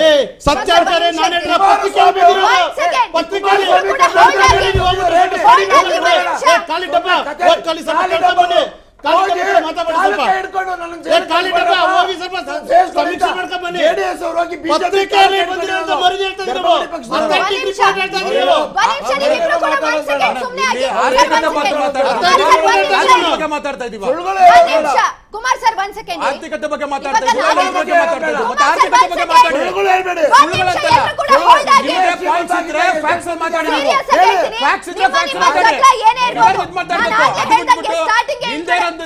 ಬೇರೆ ಪಕ್ಷ ನಿಂದನೆ ಸಾಲ ಮಾಡ್ಕೊಂಡು ನಿಮ್ ರಾಜ್ಯ ಅಂತ ಹೇಳಿ ನಾವು ಕೇಳ್ಬೇಕಲ್ರಿ, ಯಾವ್ದಕ್ಕೋಸ್ಕರ ಸಾಲ ಮಾಡಿದ್ರೆ ಕೇಳ್ಬೇಕಾಗುತ್ತೆ, ಯಾವ್ದಕ್ಕೆ ಸಾಲ ಮಾಡಿದ್ರೆ ಅಂತ ಕೇಳ್ಬೇಕಾಗುತ್ತೆ. ಮ್ಯೂಟ್ ಮಾಡಿ. ನಾನು ಈ ಸಂದರ್ಭದಲ್ಲಿ ಅವರು ಮಾತನಾಡ್ತಾ ಇದ್ದಂತ ಸಂದರ್ಭದಲ್ಲಿ ಕೆಲವೊಂದಷ್ಟು ಮಾಹಿತಿಗಳನ್ನ ಹೇಳಿದ್ರು. ಆ ವಿಚಾರಕ್ಕೆ ಸಂಬಂಧಪಟ್ಟಂತೆ ಮಾತನಾಡಿ ನಾನು ಆರ್ಥಿಕ ತಜ್ಞರನ್ನ ಮಾತನಾಡಿಸ್ತೀನಿ. 15ನೇ ಹಣಕಾಸು ಆಯೋಗದ ತೆರಿಗೆ ಹಂಚಿಕೆ ಸೂತ್ರದ ಪ್ರಕಾರ ಎಲ್ಲೋ ಒಂದ್ ಕಡೆ ಆ ಬದಲಾವಣೆಯಿಂದ ರಾಜ್ಯ ಸರ್ಕಾರಕ್ಕೆ ಸರಿಸುಮಾರು 80,000 ಕೋಟಿ ನಷ್ಟ ಆಗಿದೆ. ಜೊತೆಯಲ್ಲಿ ಹಣಕಾಸು ಆಯೋಗದ ಶಿಫಾರಸು, ಭದ್ರಾ ಮೇಲ್ದಂಡೆ ಅನುದಾನ ಆಗಿರಬಹುದು, ಜಲಜೀವನ್ ಮಿಷನ್ ಸೇರಿದಂತೆ ವಿವಿಧ ಯೋಜನೆಗಳಿಗೆ ರಾಜ್ಯ ಸರ್ಕಾರಕ್ಕೆ ಬರಬೇಕಾಗಿದ್ದಂತಹ ಅನುದಾನ ಬಂದಿಲ್ಲ. ಇದು CM ಸಿದ್ದರಾಮಯ್ಯನವರು ಮಾಡಿರುವಂತಹ ಒಂದು ಆರೋಪ. ಎಸ್, ನಾನು ಇದ್ರ ಬಗ್ಗೆ ನಿಮ್ಮ ಹತ್ರ ಮಾತನಾಡ್ತಾ ಹೋಗ್ತೀನಿ. ಅದಕ್ಕಿಂತ ಮುಂಚೆ ನಾನು ಆರ್ಥಿಕ ತಜ್ಞರನ್ನ ಮಾತನಾಡಿಸ್ತೀನಿ. ಸರ್, ಹಣಕಾಸು ಒಂದು ಆಯೋಗ ಏನಿದೆ ಅದರ ಮಾನದಂಡ ಏನು? ಶಿಫಾರಸು ಮಾಡಬೇಕಾದ್ರೆ ಯಾವೆಲ್ಲ ಕಾರ್ಯಸೂತ್ರಗಳನ್ನ ನೀವು ಪ್ರಯೋಗ ಮಾಡ್ತೀರಾ? ಅದ್ರ ಬಗ್ಗೆ ಮಾಹಿತಿ ಕೊಡೋದಾದ್ರೆ, ಜನಕ್ಕೆ ಅರ್ಥ ಆಗೋ ರೀತಿನಲ್ಲಿ ಸಿಂಪಲ್ ಆಗಿ ಹೇಳೋದಾದ್ರೆ. ಇವಾಗ ನಾನು ಆವಾಗಲೇ ಹೇಳಿದ ಪ್ರಕಾರ ಈಗ 15ನೇ ಪೇ ಕಮಿಷನ್ ಈ ಮಾರ್ಚ್ 31ಗೆ ಮುಗಿದೋಯ್ತು. ಈಗ 1st of Aprilನಿಂದ 16ನೇ ಪೇ ಕಮಿಷನ್ ಶುರುವಾಗಿದೆ. 1st of Aprilನಿಂದ ಏನದರ್ 5 yearsಗೆ 1st of April ಶುರು ಆಯಿತು. ಅದಕ್ಕೆ ಸೋಮವಾರ ದಿವಸ ನಮ್ಮ ಅರವಿಂದ್ ಪನಾಗರ್ ಅವರು ಒಂದು ಕಂಪ್ಲೀಟ್ ಆಗಿ ಒಂದು ರಿಪೋರ್ಟ್ ಮಾಡಿ 5 ಜನ ಮೆಂಬರ್ಸ್ಗಳು ಸೇರಿ ನಮ್ಮ ಪ್ರೆಸಿಡೆಂಟ್ ಕೊಟ್ಟಿದ್ದಾರೆ. ಈಗ ಅಲ್ಲಿ 15th ಪೇ ಕಮಿಷನ್ಗೆ ಮತ್ತು 16th ಪೇ ಕಮಿಷನ್ಗೆ ನಿಜವಾದ ಒಂದು ಸ್ಥಿತಿ ನೋಡುವುದು ಏನಂದರೆ ಕೇರಳ ಮತ್ತು ತಮಿಳುನಾಡಿಗೆ ಜಾಸ್ತಿ ಕಾಸು ಬರ್ತಾ ಇದೆ. ಈಗ ಇವರು ಏನು ಪೊಲಿಟಿಷಿಯನ್ ಎಲ್ಲ ಸೇರಿ ಮತ್ತು ಸಿದ್ದರಾಮಯ್ಯ ಅವರು ಸೇರಿ ಹೇಳ್ತಾರಲ್ಲ, ನಮಗೆ 15 ಪೇ ಕಮಿಷನಲ್ಲೂ ಬರುವ ಅನುದಾನ ಬಂದಿಲ್ಲ ಅಂದ್ಬಿಟ್ಟು ಅದು ಶುದ್ಧ ತಪ್ಪದು. ಹಣ ಬರಬೇಕಾದ್ರೆ ಇವರು ಪ್ರಾಜೆಕ್ಟ್ ರಿಪೋರ್ಟ್ ಮಾಡಿ DPR ಮಾಡಿಬಿಟ್ಟು ಸಬ್ಮಿಟ್ ಮಾಡ್ಬೇಕು ತಾನೆ. ಡಿಟೇಲ್ ಪ್ರಾಜೆಕ್ಟ್ ರಿಪೋರ್ಟ್ ಸಬ್ಮಿಟ್ ಮಾಡದೆ DPR ಮಾಡದೆ ನೀವು ಪ್ರಾಜೆಕ್ಟ್ ರಿಪೋರ್ಟ್ ಮೇಲೆ ಕಾಸು ಹೆಂಗೆ ಬರುತ್ತೆ? ಕಾಸು ಬರಲ್ಲ ಸುಮ್ಮನೆ ಕಾಸು ಬರುತ್ತಾ? ಈಗ ಈ ಯಾವ ಈಗ ಸಾಲ ಮಾಡ್ತೀನಿ ಬಿಡು, ಸಾಲ ಕೂಡ ಮಾಡ್ಲಿಕ್ಕೆ ಆಗಲ್ಲ. ಯಾಕಂದ್ರೆ ಆಸ್ ಪರ್ FRBM ಫಿಸ್ಕಲ್ ಡಿಫಿಸಿಟ್ನ ನಾವು ವಿದಿನ್ 3% ಮೇಂಟೈನ್ ಮಾಡಲೇಬೇಕು. ಅದಕ್ಕೆ ಕಂಗ್ರಾಚುಲೇಷನ್ ಕೊಡಬೇಕು ಸಿದ್ದರಾಮಯ್ಯರಿಗೆ. ಅವರು 2.95 ಒಳಗಡೆ ಇದ್ದಾರೆ ಇವತ್ತಿಗೂ, ಸಾಲ ಜಾಸ್ತಿ ತಗೊಂಡಿಲ್ಲ. ವಿದಿನ್ ದ 2.95 ಅಂದರೆ ಆಕ್ಟ್ನಲ್ಲಿ ಇರೋದು 3%. ಸೊ 2.95 ಒಳಗಡೆ ಇದ್ದಾರೆ. ಸೊ ಫಿಸ್ಕಲ್ ಡಿಫಿಸಿಟನ್ನು ಅವ್ರಿಗೆ ಕಂಗ್ರಾಚುಲೇಷನ್ ಹೇಳಬೇಕು. Is a beautiful finance man. 16 ಬಜೆಟನ್ನು ಮೇಂಟೈನ್ ಮಾಡಿದ್ದಾರೆ. ಸೊ ಕಂಗ್ರಾಚುಲೇಷನ್ ಕೊಡಬೇಕು. ಆದರೆ ಈ ಕಮಿಷನ್ನಿಂದ ಪೇ ಕಮಿಷನ್ನಿಂದ ಬರುವ ಕಾಸು ಇದೆಯಲ್ಲ, 41% ಲಾಸ್ಟ್ ಇಯರ್ ಕೂಡ ಇತ್ತು, ಈ ವರ್ಷ ಕೂಡ 41% ರೆಕಮೆಂಡ್ ಮಾಡಿದ್ದಾರೆ. ಅದು ಕಾಸು ಇದೆ, ಬರಬೇಕು. ಆದರೆ ಆ ಕಾಸು ಬರಬೇಕಾದ್ರೆ ಇವರು ಡೀಟೇಲ್ ಪ್ರಾಜೆಕ್ಟ್ ರಿಪೋರ್ಟ್ ಮಾಡಬೇಕು. ಪ್ರಾಜೆಕ್ಟ್ ರಿಪೋರ್ಟ್ ಮಾಡದೆ ನೀವು ಕಾಸು ಬರಬೇಕಂದ್ರೆ ಎಲ್ಲಿಂದ ಬರುತ್ತೆ? ಬರಲ್ಲ. ಇದು ತಾರತಮ್ಯ. ಕೆಲವು ಪ್ರಾಜೆಕ್ಟ್ಗಳಿಗೆ ನನಗೆ ಗೊತ್ತಿರೋ ಪ್ರಕಾರ ಲಾಸ್ಟ್ ಇಯರ್ 22,000 ಕೋಟಿ ಪ್ರಾಜೆಕ್ಟ್ಸ್ ಸರಿಯಾಗಿ ಮಾಡಿದ ವಾಪಸ್ ಹೋಗಿದೆ. ಇದಕ್ಕೇನಂತೀರಾ? ಇಲ್ಲಿ ನೀವು ಕೂತ್ಬಿಟ್ಟು ಪ್ರಾಜೆಕ್ಟ್ ರಿಪೋರ್ಟ್ ಮಾಡದೆ ಸಬ್ಮಿಟ್ ಮಾಡದೆ ಕಾಸು ಬಂದಿಲ್ಲ ಅಂದರೆ ಮೀನಿಂಗ್ ಇಲ್ಲ ಇದಕ್ಕೆ. ಡೆವಲಪ್ ಆಗಬೇಕು, ಕರ್ನಾಟಕ ಡೆವಲಪ್ ಆಗುತ್ತೆ, ನೋ ಪ್ರಾಬ್ಲಮ್. ಆದರೆ ಡೆವಲಪ್ಮೆಂಟ್ ಮಾಡದೆ ನೀವು ಪ್ರಾಜೆಕ್ಟ್ ರಿಪೋರ್ಟ್ ಸಬ್ಮಿಟ್ ಮಾಡದೆ ಪೇ ಕಮಿಷನ್ ಬರಬೇಕಂದ್ರೆ ಕಾಸು ಬರಲ್ಲ. ಇದರಲ್ಲಿ ಸೆಂಟ್ರಲ್ ಗೌರ್ಮೆಂಟಿದ್ದು ಏನೂ ಕೈವಾಡ ಇಲ್ಲ ಇದರಲ್ಲಿ. It is an automatic process held by the pay commission. ಇದಕ್ಕೆ ಫೈನಾನ್ಸ್ ಕಮಿಷನ್ ಅಥವಾ BJP ಸರ್ಕಾರದಕ್ಕೆ ಏನಿಲ್ಲ. ಸೊ ಇದು ತಿಳ್ಕೋಬೇಕಾದ್ದು ಒಳ್ಳೆ ಒಂದು ವಿಚಾರ. ಜನಗಳು ಇದು ತಿಳ್ಕೋಬೇಕು. ಇದು ಸುಮ್ಮನೆ ನಾವು ಸರ್ಕಾರಕ್ಕೆ ಬೈದು ಏನು ಪ್ರಯೋಜನ ಇಲ್ಲ. ಇದೆಲ್ಲ ಸರಿಯಾಗಿ ಪ್ರೋಸೆಸ್ ಪ್ರಕಾರ ನೀವು ಸಬ್ಮಿಟ್ ಮಾಡಿದ ತಕ್ಷಣ ಅದು ಕಾಸು ಆಟೋಮ್ಯಾಟಿಕ್ ಬರುತ್ತೆ. ಅದರಲ್ಲಿ ಕೆಲವು ಸತಿ ಡೆಲ್ಲಿಯಿಂದ ಬರುವ ಪೇ ಕಮಿಷನ್ ಬರುವ ಕಾಸು 60%, 80%, ಅದರಲ್ಲಿ 20%, 30% ನೀವು ಹಾಕಬೇಕಾ, ಸ್ಟೇಟ್ ಗೌರ್ಮೆಂಟ್ ಹಾಕಬೇಕಾ ಅನ್ನೆಲ್ಲ ಅದರಲ್ಲಿ ಇರುತ್ತೆ. ಡೀಟೇಲ್ ಆಗಿರುತ್ತೆ. ಅದನ್ನು ಫಾಲೋ ಅಪ್ ಮಾಡಿದ್ರೆ ಕಾಸು ಆಟೋಮ್ಯಾಟಿಕ್ಲಿ ಬರುತ್ತೆ. ಆದರೆ ಇದು ಗಲಾಟೆ ಮಾಡಿ ಡೆಲ್ಲಿಯಿಂದ ಕಾಸು ಕೊಟ್ಟಿಲ್ಲ ಅಂತ ಹೇಳೋದು ಶುದ್ಧ ತಪ್ಪು. ಇದು ಎಸ್ ಕುಮಾರ್ ಸರ್, ನೀವೇನು ಹೇಳಕೊಟ್ರಿ ನೋಡಿ ಮೇಡಮ್, ಈಗ ಆರ್ಥಿಕ ತಜ್ಞರು ಮಾಡಿದ ಮಾತನ್ನು ನಾನು ಒಪ್ಕೋತೀನಿ. ಕೃಷ್ಣ ಬೈರೇಗೌಡರು ಮತ್ತು ಪ್ರಿಯಾಂಕಾ ಖರ್ಗೆ ಅವರು, ಸ್ವತಃ ನೀರಾವರಿ ಮಂತ್ರಿಗಳಾದಂಥ DK ಶಿವಕುಮಾರ್ ಅವರು ಮತ್ತು ಮಾನ್ಯ ಮುಖ್ಯಮಂತ್ರಿಗಳು ನೀವೇನು ಹೇಳ್ತಿದ್ದೀರಿ ಡೀಟೇಲ್ ಪ್ರಾಜೆಕ್ಟ್ ರಿಪೋರ್ಟ್ ಅನ್ನು ಕೊಡಬೇಕು ಅಂತೀವಿ, ಎಲ್ಲವನ್ನು ಸಲ್ಲಿಸಿ ಆಗಿದ್ದರೂ ಕೂಡ ನಮ್ಮ ರಾಜ್ಯಕ್ಕೆ ಮಲತಾಯಿ ಧೋರಣೆಯನ್ನ ತೋರಿಸ್ತಾ ಇದ್ದಾರೆ ಅಂತ ನಾವು ಅದನ್ನೇ ಹೇಳ್ತಾ ಇರೋದು. ಪದೇ ಪದೇ ಹೇಳ್ತಾ ಇದ್ದೇವೆ. ಇದು ಡಿಸೆಂಬರ್ನಿಂದ ಹೇಳ್ತಾ ಇದ್ದೇವೆ. ಇದು ನಿನ್ನೆ ಇವತ್ತು ಹೇಳ್ತಾ ಇರೋದಲ್ಲ. ಏಪ್ರಿಲ್ 1ನೇ ತಾರೀಕು ಮತ್ತು 2ನೇ ತಾರೀಕು ಹೇಳ್ತಾ ಇರೋ ಮಾತಲ್ಲ. ಕಳೆದ ಡಿಸೆಂಬರ್ನಿಂದ ಹೇಳ್ತಾ ಇದ್ದೇವೆ. ಜೂನ್ನಲ್ಲೇ ನಾವು ನಮ್ಮ ತೆರಿಗೆ ನಮ್ಮ ಹಕ್ಕು ಅನ್ನುವಂಥ ಒಂದು ದೊಡ್ಡ ಅಭಿಯಾನವನ್ನೇ ಮಾಡಿದ್ವಿ. ತಮ್ಮ ಗಮನಕ್ಕಿರಲಿ. ನಾವು ಎಲ್ಲ ಆಯ್ತು. ಹಾಗಿದ್ರೆ ಜಲಜೀವನ್ ಮಿಷನ್ ಸಂಬಂಧಪಟ್ಟಂತೆ 15,000 ಕೋಟಿ ರೂಪಾಯಿಗಳು ನಾವು ವೆಚ್ಚ ಮಾಡಿದ್ದೇವೆ. ಕೇಂದ್ರ ಸರ್ಕಾರ ಕೊಟ್ಟಿರೋದೆಷ್ಟು? 1,600 ಕೋಟಿ ರೂಪಾಯಿಗಳು ಅಷ್ಟೇ. ಇನ್ನು ಮಿಕ್ಕ ಹಣ ಯಾರು ಕೊಡ್ತಾರೆ? ಪಾಲಿಗೆ ಅಲ್ವಾ ಅಲ್ಲಿ? ಎಸ್ ಕುಮಾರ್ ಆಯ್ತು. GBA ಮಾಡಿದ್ರ ಇದು ಮಾಡಿದಾರಲ್ಲ ಈಗ GB ರಾಮ್ಜಿ ಯೋಜನೆ. ಕಾಯ್ದೆ ಯಾಕೆ ರದ್ದು ಮಾಡಿದ್ರು? ಯಾಕೆಂದ್ರೆ ಗುಜರಾತ್ ಅಲ್ಲಿ ಸಿಕ್ಕಾಕೊಂಡಿದ್ರು, ಇನ್ನು ಯಾರ್ಯಾರು ಸಿಕ್ಕಾಕೊಳ್ಳೋದಿತ್ತು. ಹಾಗಾಗಿ GB ಇದನ್ನ ಕ್ಯಾನ್ಸಲ್ ಮಾಡಿ, ಮಹಾತ್ಮ ಗಾಂಧಿ ನರೇಗಾ ಯೋಜನೆ ಕ್ಯಾನ್ಸಲ್ ಮಾಡಿ GB ತಂದಿದ್ದಾರೆ. Yes, ತಂದ್ಬಿಟ್ಟು ಕುಮಾರ್ ಒಂದ್ ಸರ್, ನಿಮಿಷ ಒಂದ್ ನಿಮಿಷ. ಅದರಲ್ಲಿದ್ದಂತ ಕಾಯ್ದೆ ಸ್ವರೂಪವನ್ನು ಅದನ್ನೆಲ್ಲ ಕಿತ್ತಾಕಿ ಜಾಸ್ತಿ ಕೊಡ್ತಾ ಇರ್ತಾರೆ. ಇವತ್ತಿನವರೆಗೂ ಕೇಂದ್ರ ಸರ್ಕಾರ ಕಾಯ್ದೆ ಸ್ವರೂಪವನ್ನ ಯಾಕೆ ಕೊಟ್ಟಿಲ್ಲ? ಆಯ್ತು, ಅದ್ರಲ್ಲಿ ಎಷ್ಟು ಹಣ ಇಟ್ಟಿದ್ದೀರಿ ಅಂತ ನೀವು ಯಾಕೆ ಹೇಳ್ತಾ ಹೇಳಿಲ್ಲ? ಇದ್ದೀರಾ ಇದು ಪ್ರಿಯಾಂಕ್ ಖರ್ಗೆ ಬಜೆಟ್ ಅವರು ಅಲ್ಲಿ ಯಾಕೆ ಕೇಂದ್ರದ ಹೇಳಿಲ್ಲ? ಕುರಿತಾಗಿ ಮಾತನಾಡಿದ್ರು ಸುಳ್ಳುಗಳು ಕೇಂದ್ರ ಹೇಳೋದಕ್ಕೆ ಸರ್ಕಾರಕ್ಕೆ. ಚೆನ್ನಾಗಿರುತ್ತೆ. ಒಂದ್ ನಿಮಿಷ ಕುಮಾರ್ ಸರ್, 15 ಒಂದ್ ಸೆಕೆಂಡ್. ಹದಿನೈದು ಕುಮಾರ್ ಸರ್, ಒಂದ್ ನಿಮಿಷ, ಒಂದ್ 15 ನಿಮಿಷ. ಸಾರ್ ಹೇಳಿದ್ದಾರೆ. ಕೇಂದ್ರ ಸರ್ಕಾರಕ್ಕೆ ಪ್ರಿಯಾಂಕ್ ಖರ್ಗೆ ಅವರು ಮನವಿಯನ್ನ ಮಾಡಿಕೊಂಡು ಜೊತೆಯಲ್ಲಿ ಪತ್ರವನ್ನ ಕೂಡ ಬರೆದಿದ್ದಾರೆ. ಈ ವಿಚಾರಕ್ಕೆ ಸಂಬಂಧಪಟ್ಟಂತೆ ಮಾತನಾಡಿದ್ದಾರೆ. ಅದನ್ನೆಲ್ಲ ಹೊರತುಪಡಿಸಿ ಬೇರೆ ಯಾರು ಸಚಿವರಿಲ್ವಾ, ಶಾಸಕರಿಲ್ವಾ, ಅವ್ರು ಯಾರು ಹೋಗಿ ಮಾತನಾಡ್ತಾ ಇಲ್ಲ, ಅದೆಲ್ಲವೂ ಬಿಡಿ. ಬಿಜೆಪಿ ನಾಯಕರಿಗೆ ಭಯಾನ? ಹಾಗಾದ್ರೆ ನಿಮ್ಮ ಸಚಿವರು ಶಾಸಕರು, ಒಂದ್ ನಿಮಿಷ, ಬಿಜೆಪಿ ನಾಯಕರಿಗೆ ಭಯಾನ? ನಿಮ್ಮ ಸಚಿವರು ಶಾಸಕರು ಎಲ್ಲಿ ಹೋಗಿದ್ದಾರೆ? ಪ್ರಿಯಾಂಕ್ ಖರ್ಗೆನ ಹೊರತುಪಡಿಸಿ ಕರ್ನಾಟಕದಲ್ಲಿ ಬಿಜೆಪಿಯಲ್ಲೂ ಕೂಡ ಎಷ್ಟೋ ಜನ ಇದ್ದಾರೆ. ಅವ್ರೆಲ್ಲ ನೀವ್ ಯಾಕೆ ಕಣ್ಣು ಮುಚ್ಕೊಂಡ್ ಕೂತಿದ್ದೀರಾ? ಯಾಕೆ ನಿಮಗೆ ಭಯಾನ? ಕೇಂದ್ರ ಸರ್ಕಾರಕ್ಕೆ ನೀವೇ ಶಿಫಾರಸನ್ನ ಮಾಡಿ, ನೀವೇ ಹೇಳಿ, ನೀವೇ ಅನುದಾನವನ್ನ ಕೊಡಿಸಬಹುದಲ್ವಾ? ಯಾಕೆ ನೀವು ಸುಮ್ನೆ ಕೂತಿದ್ದೀರಾ? ನೀವು ಪ್ರಿಯಾಂಕಾ ಖರ್ಗೆ ಪರವಾಗಿ ಮಾತಾಡ್ತಾ ಇದ್ದೀರಾ? ನಾನು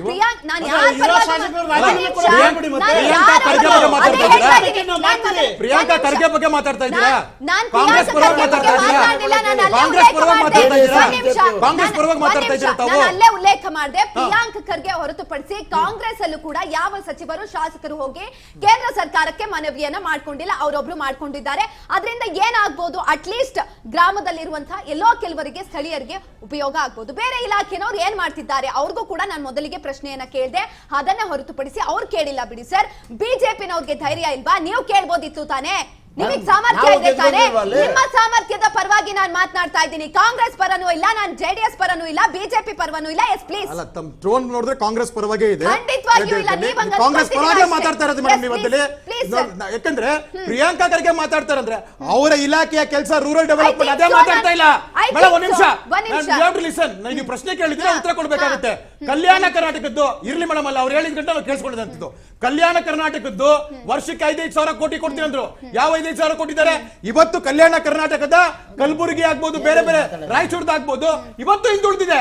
50-60 ವರ್ಷ ಕಾಂಗ್ರೆಸ್ ಆಡಳಿತ ಆದ್ರೂ ಕೂಡ ಇವರ ಮಾನ್ಯ ಆರ್ಥಿಕ ತಜ್ಞ ಬಂದ್ರು ಕೂಡ ಅದನ್ನ ಯಾಕೆ ಯಾರು ಪ್ರಶ್ನೆ ಮಾಡೋದೇ ಇಲ್ಲ? ನಿಮ್ ಇಲಾಖೆಯಲ್ಲಿ ಏನ್ ಕೆಲಸ ಆಗಿದೆ, ಏನ್ ಅಭಿವೃದ್ಧಿ ಆಗಿದೆ ಅಂತ. ಇವತ್ತು ಅಷ್ಟೇ SLC ಆಗ್ಲಿ PUC ಆಗ್ಲಿ ರಿಸಲ್ಟ್ ತಗೊಂಡ್ರೆ ನಾವು ಕಲಬುರ್ಗಿನ ಕೆಳಗಡೆ ನೋಡ್ಬೇಕಾಗುತ್ತೆ. ನೀವು ಪ್ರಶ್ನೆ ಮಾಡೋದೇ ಇಲ್ಲ. ಯುಟಿಲೈಸೇಷನ್ ಸರ್ಟಿಫಿಕೇಟ್ ಬೇಕು. ಜಲ್ ಜೀವನ್ ಮಿಷನ್ಸ್ ನಲ್ಲಿ ಯಾವುದೇ ಇದಾಗ್ಲಿ ಶುದ್ಧ ಕುಡಿಯುವ ನೀರು ನಾವು ಯಾವತ್ತು ಮಾತಾಡ್ತಾ ಇದೀವಿ. 65 ವರ್ಷದಿಂದ ಕಾಂಗ್ರೆಸ್ ಏನ್ ಮಾತಾಡ್ತಾ ಇತ್ತು? ಯಾವ್ದು ಕೊಟ್ಟಿಲ್ಲ. ಇದನ್ನ ನಾವು ಮಾತಾಡ್ತಾ ಇರೋಂಥದ್ದು. ನೀವು ಯುಟಿಲೈಸೇಷನ್ ಸರ್ಟಿಫಿಕೇಟ್ ಅನ್ನೋದು ಇರುತ್ತೆ. ಯಾವ ರೀತಿಯಾದಂತ ಕಾಮಗಾರಿಗಳನ್ನ ಕರೆಕ್ಟ್ ಫಾರ್ಮ್ಯಾಟ್ ಅಲ್ಲಿ ಕೊಡ್ಬೇಕಾದಾಗ ಅಮೌಂಟ್ ರಿಲೀಸ್ ಆಗುತ್ತೆ.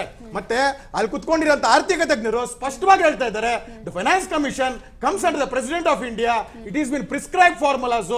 ಆ ತರ ಇರ್ಬೇಕಾದಾಗ ನೀವು ಯಾರಿಗೂ ದಮ್ಮಿಲ್ಲ, ತಾಕತ್ತಿಲ್ಲ. ದಮ್ಮು ತಾಕತ್ತಿರೋದಕ್ಕೆ 3 ಬಾರಿ ಆಡ್ತಾ ಇರೋದು ರಾಜ್ಯದಲ್ಲಿ, ಸರ್ಕಾರದಲ್ಲಿ ಆಡ್ತಾ ಇರೋ, ಕೇಂದ್ರದಲ್ಲಿ ಆಡ್ತಾ ಇರೋಂಥದ್ದು. ಆ ತರ ಇರ್ಬೇಕಾದಾಗ ಫೈನಾನ್ಸ್ ಮಿನಿಸ್ಟರ್ ಆದ ನಿರ್ಮಲಾ ಸೀತಾರಾಮನ್ ಯಾವ ಪ್ರಶ್ನೆಗೆ ಉತ್ತರ ಕೊಟ್ಟಿಲ್ಲ ರೀ?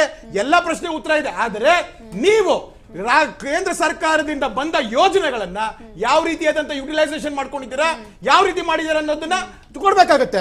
ಆದ್ರೆ ಅದನ್ನ ನೀವು ಇದು ಮಾಡಿದ್ದೀರಾ. ನಾನು ಸಿಂಪಲ್ ಆಗಿ ಅವೆಲ್ಲ ಕೇಳಿದೆ. 50 ಹುಬ್ಳಿ ಮತ್ತೆ ಧಾರವಾಡದಲ್ಲಿ ಯುವಕರು ದೊಡ್ಡ ಇದ್ರ ಮುಖಾಂತರ ಹೇಳಿದ್ರು, ನಮಗೆ ಕೆಲಸ ಕೊಡಿ, 3 ವರ್ಷದಿಂದ ಇದಿಲ್ಲ ಅಂತ ಅನ್ಬಿಟ್ಟು. ಅದಕ್ಕಂತ ಏನ್ ಮಾಡಿದ್ರು ಹೇಳಿದ್ರಿ? ನಾನು ಯಾವತ್ತು ಮಧ್ಯಪ್ರವೇಶ ಮಾಡಿಲ್ಲ. ಈ ತರ ಮಾಡ್ಬೇಕಾದಾಗ ಅವ್ರಿಗೊಂದು ಮೂಗಿಗೆ ತುಪ್ಪ ಸಾರಿದ್ರಿ, ನಾವು ಹುದ್ದೆ ಭರ್ತಿ ಮಾಡ್ತೀವಿ ಅಂತ. ಅದು ಇದಾಯ್ತು. ಇವತ್ತು ಅದಕ್ಕೆ ಮೀಸಲಾದಂತ ದುಡ್ಡೇ ಇಲ್ವಲ್ಲ. ಅದ್ರ ಜೊತೆಗೆ ಹಿಂದುಳಿದ ಅಹಿಂದ ಅಂತ ಹೇಳ್ತಿರಲ್ಲ, SC/TCP ಅದರಲ್ಲಿ ಅಮೌಂಟ್ ಅಲ್ಲಿ ಲಾಸ್ಟ್ 3 ವರ್ಷದಿಂದ 40,000 ಕೋಟಿ, ಇವಾಗ ಗ್ಯಾರಂಟಿಗಳಿಗೆ 52,000 ಕೋಟಿ ಎತ್ತಿಡ್ತಾರೆ ಅಂತ ಹೇಳ್ತಾರೆ. ಮತ್ತೆ ಈ SC/TCP ಇದ್ರಲ್ಲಿ ಅವರ ಹಿಂದುಳಿದ ವರ್ಗ SC ಪರಿಶಿಷ್ಟ ಜಾತಿ ಪರಿಶಿಷ್ಟ ಪಂಗಡದಲ್ಲಿ ಅದ್ರಲ್ಲಿ 40,000 ಕೋಟಿ ಕೊಟ್ಟರು. ಅದೇನಾಯ್ತು? ಯಾವುದು ನೀವ್ ಹೇಳ್ಬೇಕಾಗತ್ತೆ. ರಾಜ್ಯ ಸರ್ಕಾರ ಕೇಳ್ಬೇಕಾಗತ್ತೆ. ಶಾಶ್ವತ ಯೋಜನೆ ಯಾವ್ದು ಕಡಿಯಾಗೆಲ್ಲ ಹಾಕಿದ್ರಿ ನೀವು? ಯಾವ್ದನ್ನ ಉದ್ಘಾಟನೆ ಮಾಡಿದ್ರಿ? ಯಾವ ಒಂದು ಶಾಶ್ವತ ಗ್ಯಾರಂಟಿ ಅಭಿವೃದ್ಧಿ ಅಲ್ಲ. ಗ್ಯಾರಂಟಿ ಸಾಮಾಜಿಕ ಬದ್ಧತೆ ಇರ್ಬೋದು, ಇರ್ಲಿ. ಆದ್ರೆ ಸರ್ಕಾರಕ್ಕಾಗ್ಬೋದು, ರಾಜ್ಯಕ್ಕಾಗ್ಬೋದು, ಯಾವ ಶಾಶ್ವತ ಯೋಜನೆ ಕೊಟ್ರೆ? ಒಂದು ಶಾಶ್ವತ ಯೋಜನೆ ಇಲ್ದಿರಾ ವಿಚಲಿತರಾಗಿದ್ದೀರಾ. ನೀವು ಕೆಲಸ ಮಾಡಕ್ ಆಗ್ದಿರಾ ಕೇಂದ್ರದ ಮೇಲೆ ಗೂಬೆ ಕೂರಿಸುವಂತದ್ದ ನೀವೇನ್ ಮಾಡಿದೀರಾ ಅಂತ ಹೇಳಿ. ರಾಜ್ಯ ಸರ್ಕಾರದಲ್ಲಿ ನೀವು 8 ಲಕ್ಷ ಸಾಲ ಮಾಡಿದಿರಲ್ಲ, ಅದಲ್ಲಿ 8 ಲಕ್ಷ ಸಾಲದಲ್ಲಿ ರಾಜ್ಯಕ್ಕೆ ಉಪಯೋಗ ಆಗುವಂತ ಒಂದು ಕೆಲಸ ತೋರಿಸಿ ನೋಡೋಣ. ಪ್ರಶ್ನೆ ಮಾಡಿ ಅವ್ರನ್ನ ಪ್ರಶ್ನೆ ಮಾಡ್ಬೇಕಾಗತ್ತೆ. ಮೇಡಮ್, ರೂರಲ್ ಡೆವಲಪ್ಮೆಂಟ್ ಇಲಾಖೆ ಪ್ರಶ್ನೆ ಮಾಡಬೇಕಾಗತ್ತೆ. ಆರೋಗ್ಯ ಇಲಾಖೆಯಲ್ಲಿ 900 ಬೇರೆ ಬೇರೆ ಮೆಡಿಸಿನ್ಸ್, 1600 ಬೇರೆ ಬೇರೆ ಮೆಡಿಸಿನ್ಸ್ಗೆ 900 ಕೋಟಿ ಫೈನಾನ್ಸ್ ಕಮಿಷನ್ ಅಪ್ರೂವ್ ಆಗಿದೆ. ಅದನ್ನ ಕೊಡಕ್ಕಿದಿಲ್ಲ. ಅತಿಥಿ ಉಪನ್ಯಾಸಕರಿಗೆ ದುಡ್ಡಿಲ್ಲ, ಆಶಾ ಕಾರ್ಯಕರ್ತರಿಗೆ ದುಡ್ಡಿಲ್ಲ. ಇದನ್ನೆಲ್ಲ ನೀವು ಕೇಳ್ತೀರಾ? ಪ್ರತಿ ಸತಿ ನೀನು ಶೂನ್ಯ ಶೂನ್ಯ ಅಂತ ಪ್ರತಿ ಸತಿ ತಾವಲ್ಲಿ ಆಗ್ತಾ ಇದ್ದೀರಲ್ಲ, ಅದು ತಪ್ಪು ಮಾಹಿತಿ ಅಂತ ಪದೇ ಪದೇ ನಿಮಗೆ ಮನವಿ ಮಾಡ್ಕೊಳ್ತಾ ಇದ್ದೀನಿ ನಾನು. ಸರ್ ಒಂದೇ ಒಂದ್ ನಿಮಿಷ ಕುಮಾರ್ ಸರ್, ಸರ್ ನೀವು ಮಾತನಾಡ್ಬೇಕಾದ್ರೆ ಒಂದ್ ನಿಮಿಷ ಸರ್, ಒಂದೇ ಒಂದ್ ನಿಮಿಷ. ಅವ್ರು ಮಾತನಾಡ್ಬೇಕಾದ್ರೆ ಒಂದೇ ಒಂದು ವಿಚಾರವನ್ನ ಉಲ್ಲೇಖ ಮಾಡುದು. ಮೇಡಮ್, ನೀವು ಕಾಂಗ್ರೆಸ್ ಪರವಾಗಿ ಮಾತನಾಡ್ತಿದ್ದೀರಾ. ಬಹುಶಃ ನಾನ್ ಮಾತಾಡಿದ್ದನ್ನ ನೀವು ಕ್ಲಿಯರ್ ಆಗಿ ಗಮನಿಸ್ಲಿಲ್ಲ ಅನ್ಸುತ್ತೆ, ಅಥವಾ ಕೇಳಿಸ್ಕೊಂಡ್ಲಿಲ್ಲ ಅನ್ಸುತ್ತೆ. ನಾನು ಕ್ಲಿಯರ್ ಆಗಿ ಹೇಳ್ದೆ, ಬಿಜೆಪಿನವ್ರಿಗೆ ಸಮರ್ಥನೆ ಇದೆ, ಯಾಕೆ ನೀವು ಹೋಗಿ ಕೇಳ್ತಾ ಇಲ್ಲ? ಒಂದ್ ನಿಮಿಷ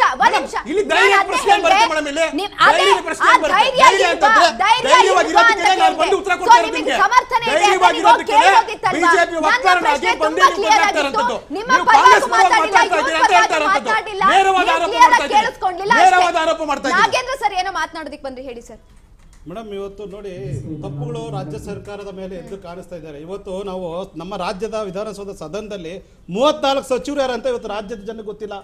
34 ಸಚಿವರು ಇದಾರಲ್ಲ, ಇವತ್ತವರೆಗೂ ಒಂದು ಪ್ರಾಜೆಕ್ಟ್ ರಿಪೋರ್ಟ್ ಮಾಡಿ, DPR ಮಾಡಿ, ಅನುದಾನ ನಾವು 40x60 80x20 ಅನುದಾನದ DPR ಪ್ರಾಜೆಕ್ಟ್ ರಿಪೋರ್ಟ್ ಸಬ್ಮಿಟ್ ಮಾಡೋ ಯೋಗ್ಯತೆ ಇಲ್ಲ ಸರ್ಕಾರಕ್ಕೆ. ಅನುದಾನ ಕೊಟ್ಟಿಲ್ಲ ಅಂತ ಕೇಂದ್ರ ಸರ್ಕಾರದ ಮೇಲೆ ಗೂಬೆ ಕೂರಿಸ್ತಾರಲ್ಲ. ಇವತ್ತವರೆಗೂ ಇವರು ಸಬ್ಮಿಟ್ ಮಾಡಿದಾರ? ಯಾವ್ದಾರ ಪತ್ರಿಕೆಯಲ್ಲಿ ಹೇಳಿಕೆಗೆ ಬಂದಿದಾವ? ಯಾವ್ದಾರ ಒಂದು ಅಂಕಿಅಂಶ ಕೊಟ್ಟಿದಾರ? ನಾವು ಇದು ಸಬ್ಮಿಟ್ ಮಾಡಿದೀವಿ, ನಮ್ಗೆ ವಿಫಲ ಆಗಿದೆ ಅಂತ. ಸೊ 22,000 ಕೋಟಿ ಲಾಸ್ಟ್ ಇಯರ್, 22,000 ಕೋಟಿಯಲ್ಲಿ ಸರಿಯಾಗಿ ಒಂದು ರಿಪೋರ್ಟ್ ಮಾಡಕ ಒಂದು ಯೋಗ್ಯತೆ ಸರ್ಕಾರ ಬ್ಯಾಕ್ ಆಯ್ತು, ಬಂದಿರೋ ದುಡ್ಡು ವಾಪಸ್ ಆಯ್ತು, ಹಿಂದೆ ಹೋಯ್ತು. ಯಾಕೆ ಅನ್ನೋದಕ್ಕೆ ಕೇಂದ್ರ ಸರ್ಕಾರ ಕಾರಣ. ಅಂದ್ರೆ ಅವ್ರಿಗೆ ನೇರಗತೆ 76,000 ಕೋಟಿ ಬರ್ತಾ ಇತ್ತು. ಇದೇ ರಾಜ್ಯ ಸರ್ಕಾರದಲ್ಲಿ ಬೆಳಿಗ್ಗೆಯಿಂದ ಸಂಜೆವರೆಗೂ ಗಂಡಾಳುಗಳದ್ದು ಒಂದು ಕೂಲಿ ರಿಪೋರ್ಟ್ ಮಾಡಿದ್ರೆ, ಮಧ್ಯಾಹ್ನ ಅದೇ ಗಂಡಾಳಿಗೆ ಸೀರೆ ಉಡ್ಸ್ಬಿಟ್ಟು ಹೆಣ್ಮಕ್ಳು ರಿಪೋರ್ಟ್ ಮಾಡಿ ಒಂದು ಲೂಟಿ ಹೊಡೆದಿದ್ದು ನೋಡಿದ್ದೇವೆ. ರಾಜ್ಯ ಸರ್ಕಾರದಲ್ಲಿ ನೋಡಿದ್ದೇವೆ. ಬರೀ ಫೋಟೋ ಶೂಟ್ಗಳು ಮಾಡ್ಕೊಂಡು ನಕಲಿ ಜಾಬ್ ಕಾರ್ಡ್ಗಳು ರೆಡಿ ಮಾಡಿ, ಸೊ ನೀವು ಲೂಟಿ ಹೊಡೆದ ನೆರಗದಲ್ಲಿ ಕಂಡಾದ್ಮೇಲೆ ಬದಲಾವಣೆ ತಂದಿತ್ತು. ಸೊ ಹಾಗಾಗಿ ರಾಜ್ಯ ಸರ್ಕಾರದಲ್ಲಿ 108 ಲೋಪದೋಷಗಳಿದ್ದಾವೆ. ಇವತ್ತು ಸರ್ಕಾರ ಬಂದು 3 ವರ್ಷದಲ್ಲಿ 60,000 ಕೋಟಿ ಟೆರರಿಸಂ ಟ್ಯಾಕ್ಸ್ ಹಾಕಿದ್ದಾರೆ. ಭಯೋತ್ಪಾದನೆ ಟ್ಯಾಕ್ಸ್ ಅಂತ ಹೇಳ್ಬೋದು. ಇದನ್ನ ಯಾವ್ದ್ರ ಮೇಲೆ ನೀವು ತಗೊಳ್ಳಿ, ಮದ್ಯ ಇದು ಏನೋ ಒಂದು ಮದ್ಯ ಇರ್ಬೋದು, ಹಾಲು ಇರ್ಬೋದು, ಮತ್ತೆ ಬೆಲೆಗಳಾಗ್ಲಿ, ಮತ್ತೆ ವಿದ್ಯುತ್ ಆಗ್ಲಿ, ಕಂದಾಯ ಆಗ್ಲಿ, ಮೋಟಾರ್ಗಳಾಗ್ಲಿ 60,000 ಕೋಟಿ ತೆರಿಗೆ ಬಿದ್ದಿರೋದು ಇವತ್ತು ರಾಜ್ಯ ಸರ್ಕಾರದಲ್ಲಿ. ಅಭಿವೃದ್ಧಿ ಎಲ್ಲಿದೆ ಹೊರತು ಯಾವುದೇ ಇಲಾಖೆ ತೋರಿಸಿ ಬರೀ ಭ್ರಷ್ಟಾಚಾರ ಕಾಣಿಸ್ತಿದೆ ಹೊರತು ಒಂದೇ ಒಂದು ಇಲಾಖೆಯಲ್ಲಿ ಇದುವರೆಗೂ ಉದ್ಲಿ ಪೂಜೆ ಆಗಿಲ್ಲ. ಅಂದ್ರೆ ಇವತ್ತು ಉತ್ತರ ಕೊಡಕ್ಕಾಗದೆ ಸದನದಲ್ಲಿ ಪಲಾಯನ ಮಾಡ್ತಾರೆ. ರಾಜ್ಯ ಸರ್ಕಾರದ ಗಣ್ಯ ವ್ಯಕ್ತ ಮುಖ್ಯ ಸ್ಪೀಕರ್ ಅವರು ತನ್ನ ಸರ್ಕಾರದ ಸಚಿವರು ಉತ್ತರ ಕೊಡಕ್ಕಿಲ್ಲ ಅಂತ ಹೇಳಿ ಅವರು ಎದ್ದೋಗಿರೋದು ನೋಡಿದೀವಿ ರಾಜ್ಯ ಸರ್ಕಾರದಲ್ಲಿ. ಇಂದು ಈ ನಾಯಕ ಸರ್ಕಾರದಲ್ಲಿ ಬೆಲೆ ಏರಿಕೆಯಿಂದ ಜನನ ಸುಡ್ತಾರೆ ಹೊರತು ಕೇಂದ್ರ ಸರ್ಕಾರ ಬೆಲೆ ಗೂಬೆ ಕೊಡ್ಸೋದು, ಬೆಲೆ ಏರಿಕೆ ಮಾಡೋದು, ತೆರಿಗೆಯಲ್ಲಿ ಜನಗಳಿಂದ ಕೀಳೋದು, ಇವತ್ತು ಜನಗಳನ್ನ ಇವತ್ತು ಕಣ್ಣಲ್ಲಿ ನೀರ್ ಹಾಕ್ಸೋ ಅಂತ ಸರ್ಕಾರ ಆದ್ರೆ ಅದು ಕಾಂಗ್ರೆಸ್ ಸರ್ಕಾರ. ಮೇಡಮ್, PMG ಇಂಟರ್ನ್ಶಿಪ್ ನಲ್ಲಿ 10,000 ಕೋಟಿ ಲೂಟಿ ಹೊಡೆದವರಲ್ಲ.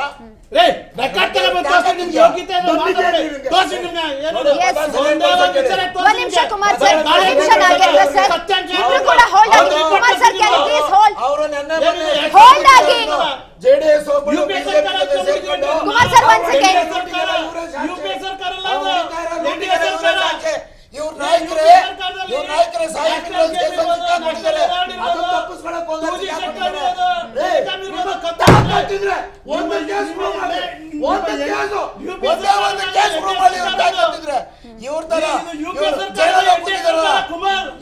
ಸಣ್ಣ ಜೈಲಲ್ಲಿ ಕೂತಿದಾರಲ್ಲ. ಒಂದ್ ನಿಮಿಷ ಕುಮಾರ್ ಸರ್. ನಿಮ್ಮಲ್ಲಿ ಇಷ್ಟ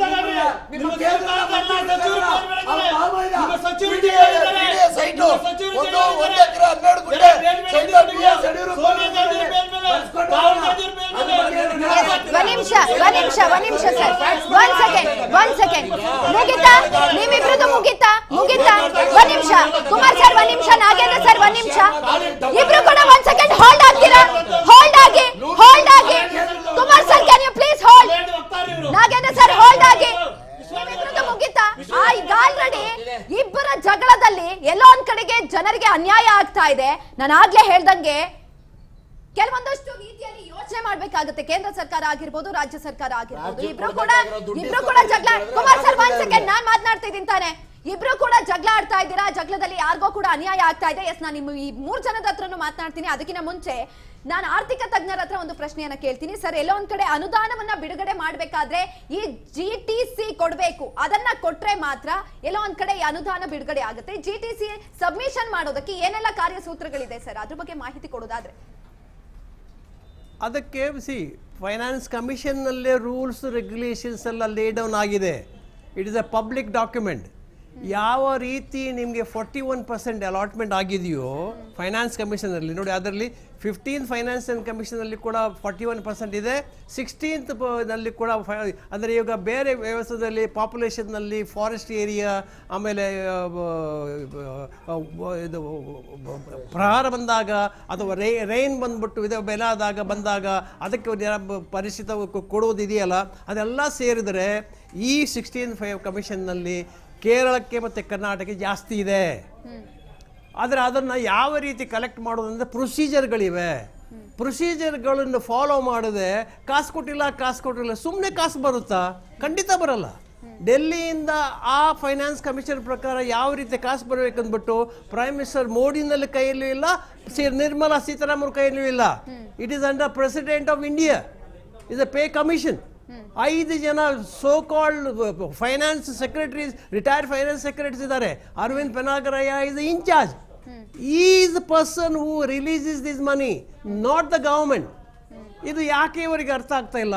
ಇಲ್ಲಿ ಈಗ ಇರುವ ಕಾಸಿನಲ್ಲೇ ಈಗ ಆವಾಗಲೇ ನೋಡಿ ಆಪಾದನೆ ಬರ್ತಾ ಇದೆ. ಈ SC/ST ನಲ್ಲಿ ಎಷ್ಟೊಂದು 29,000 crores ಪರದೇಶಿಗೆ ಎಲೆಕ್ಷನ್ ಖರ್ಚು ಮಾಡಿಲ್ವಾ? ಸೊ ಈ ಥರ ಮಾಡಿದರೆ ಏನಾಗುತ್ತೆ? ಜನಗಳೇನಾಗುತ್ತೆ? Karnataka being such a prosperous state, second highest GST payer, and ಎಲ್ಲ ಇನ್ವೆಸ್ಟ್ಮೆಂಟ್ಗಳು ಸರ್ಕಾರದಕ್ಕೋಸ್ಕರ ಬರ್ತಾ ಇಲ್ಲ, ಬಿಕಾಸ್ ಆಫ್ ಅವರ್ ಶ್ರಮ.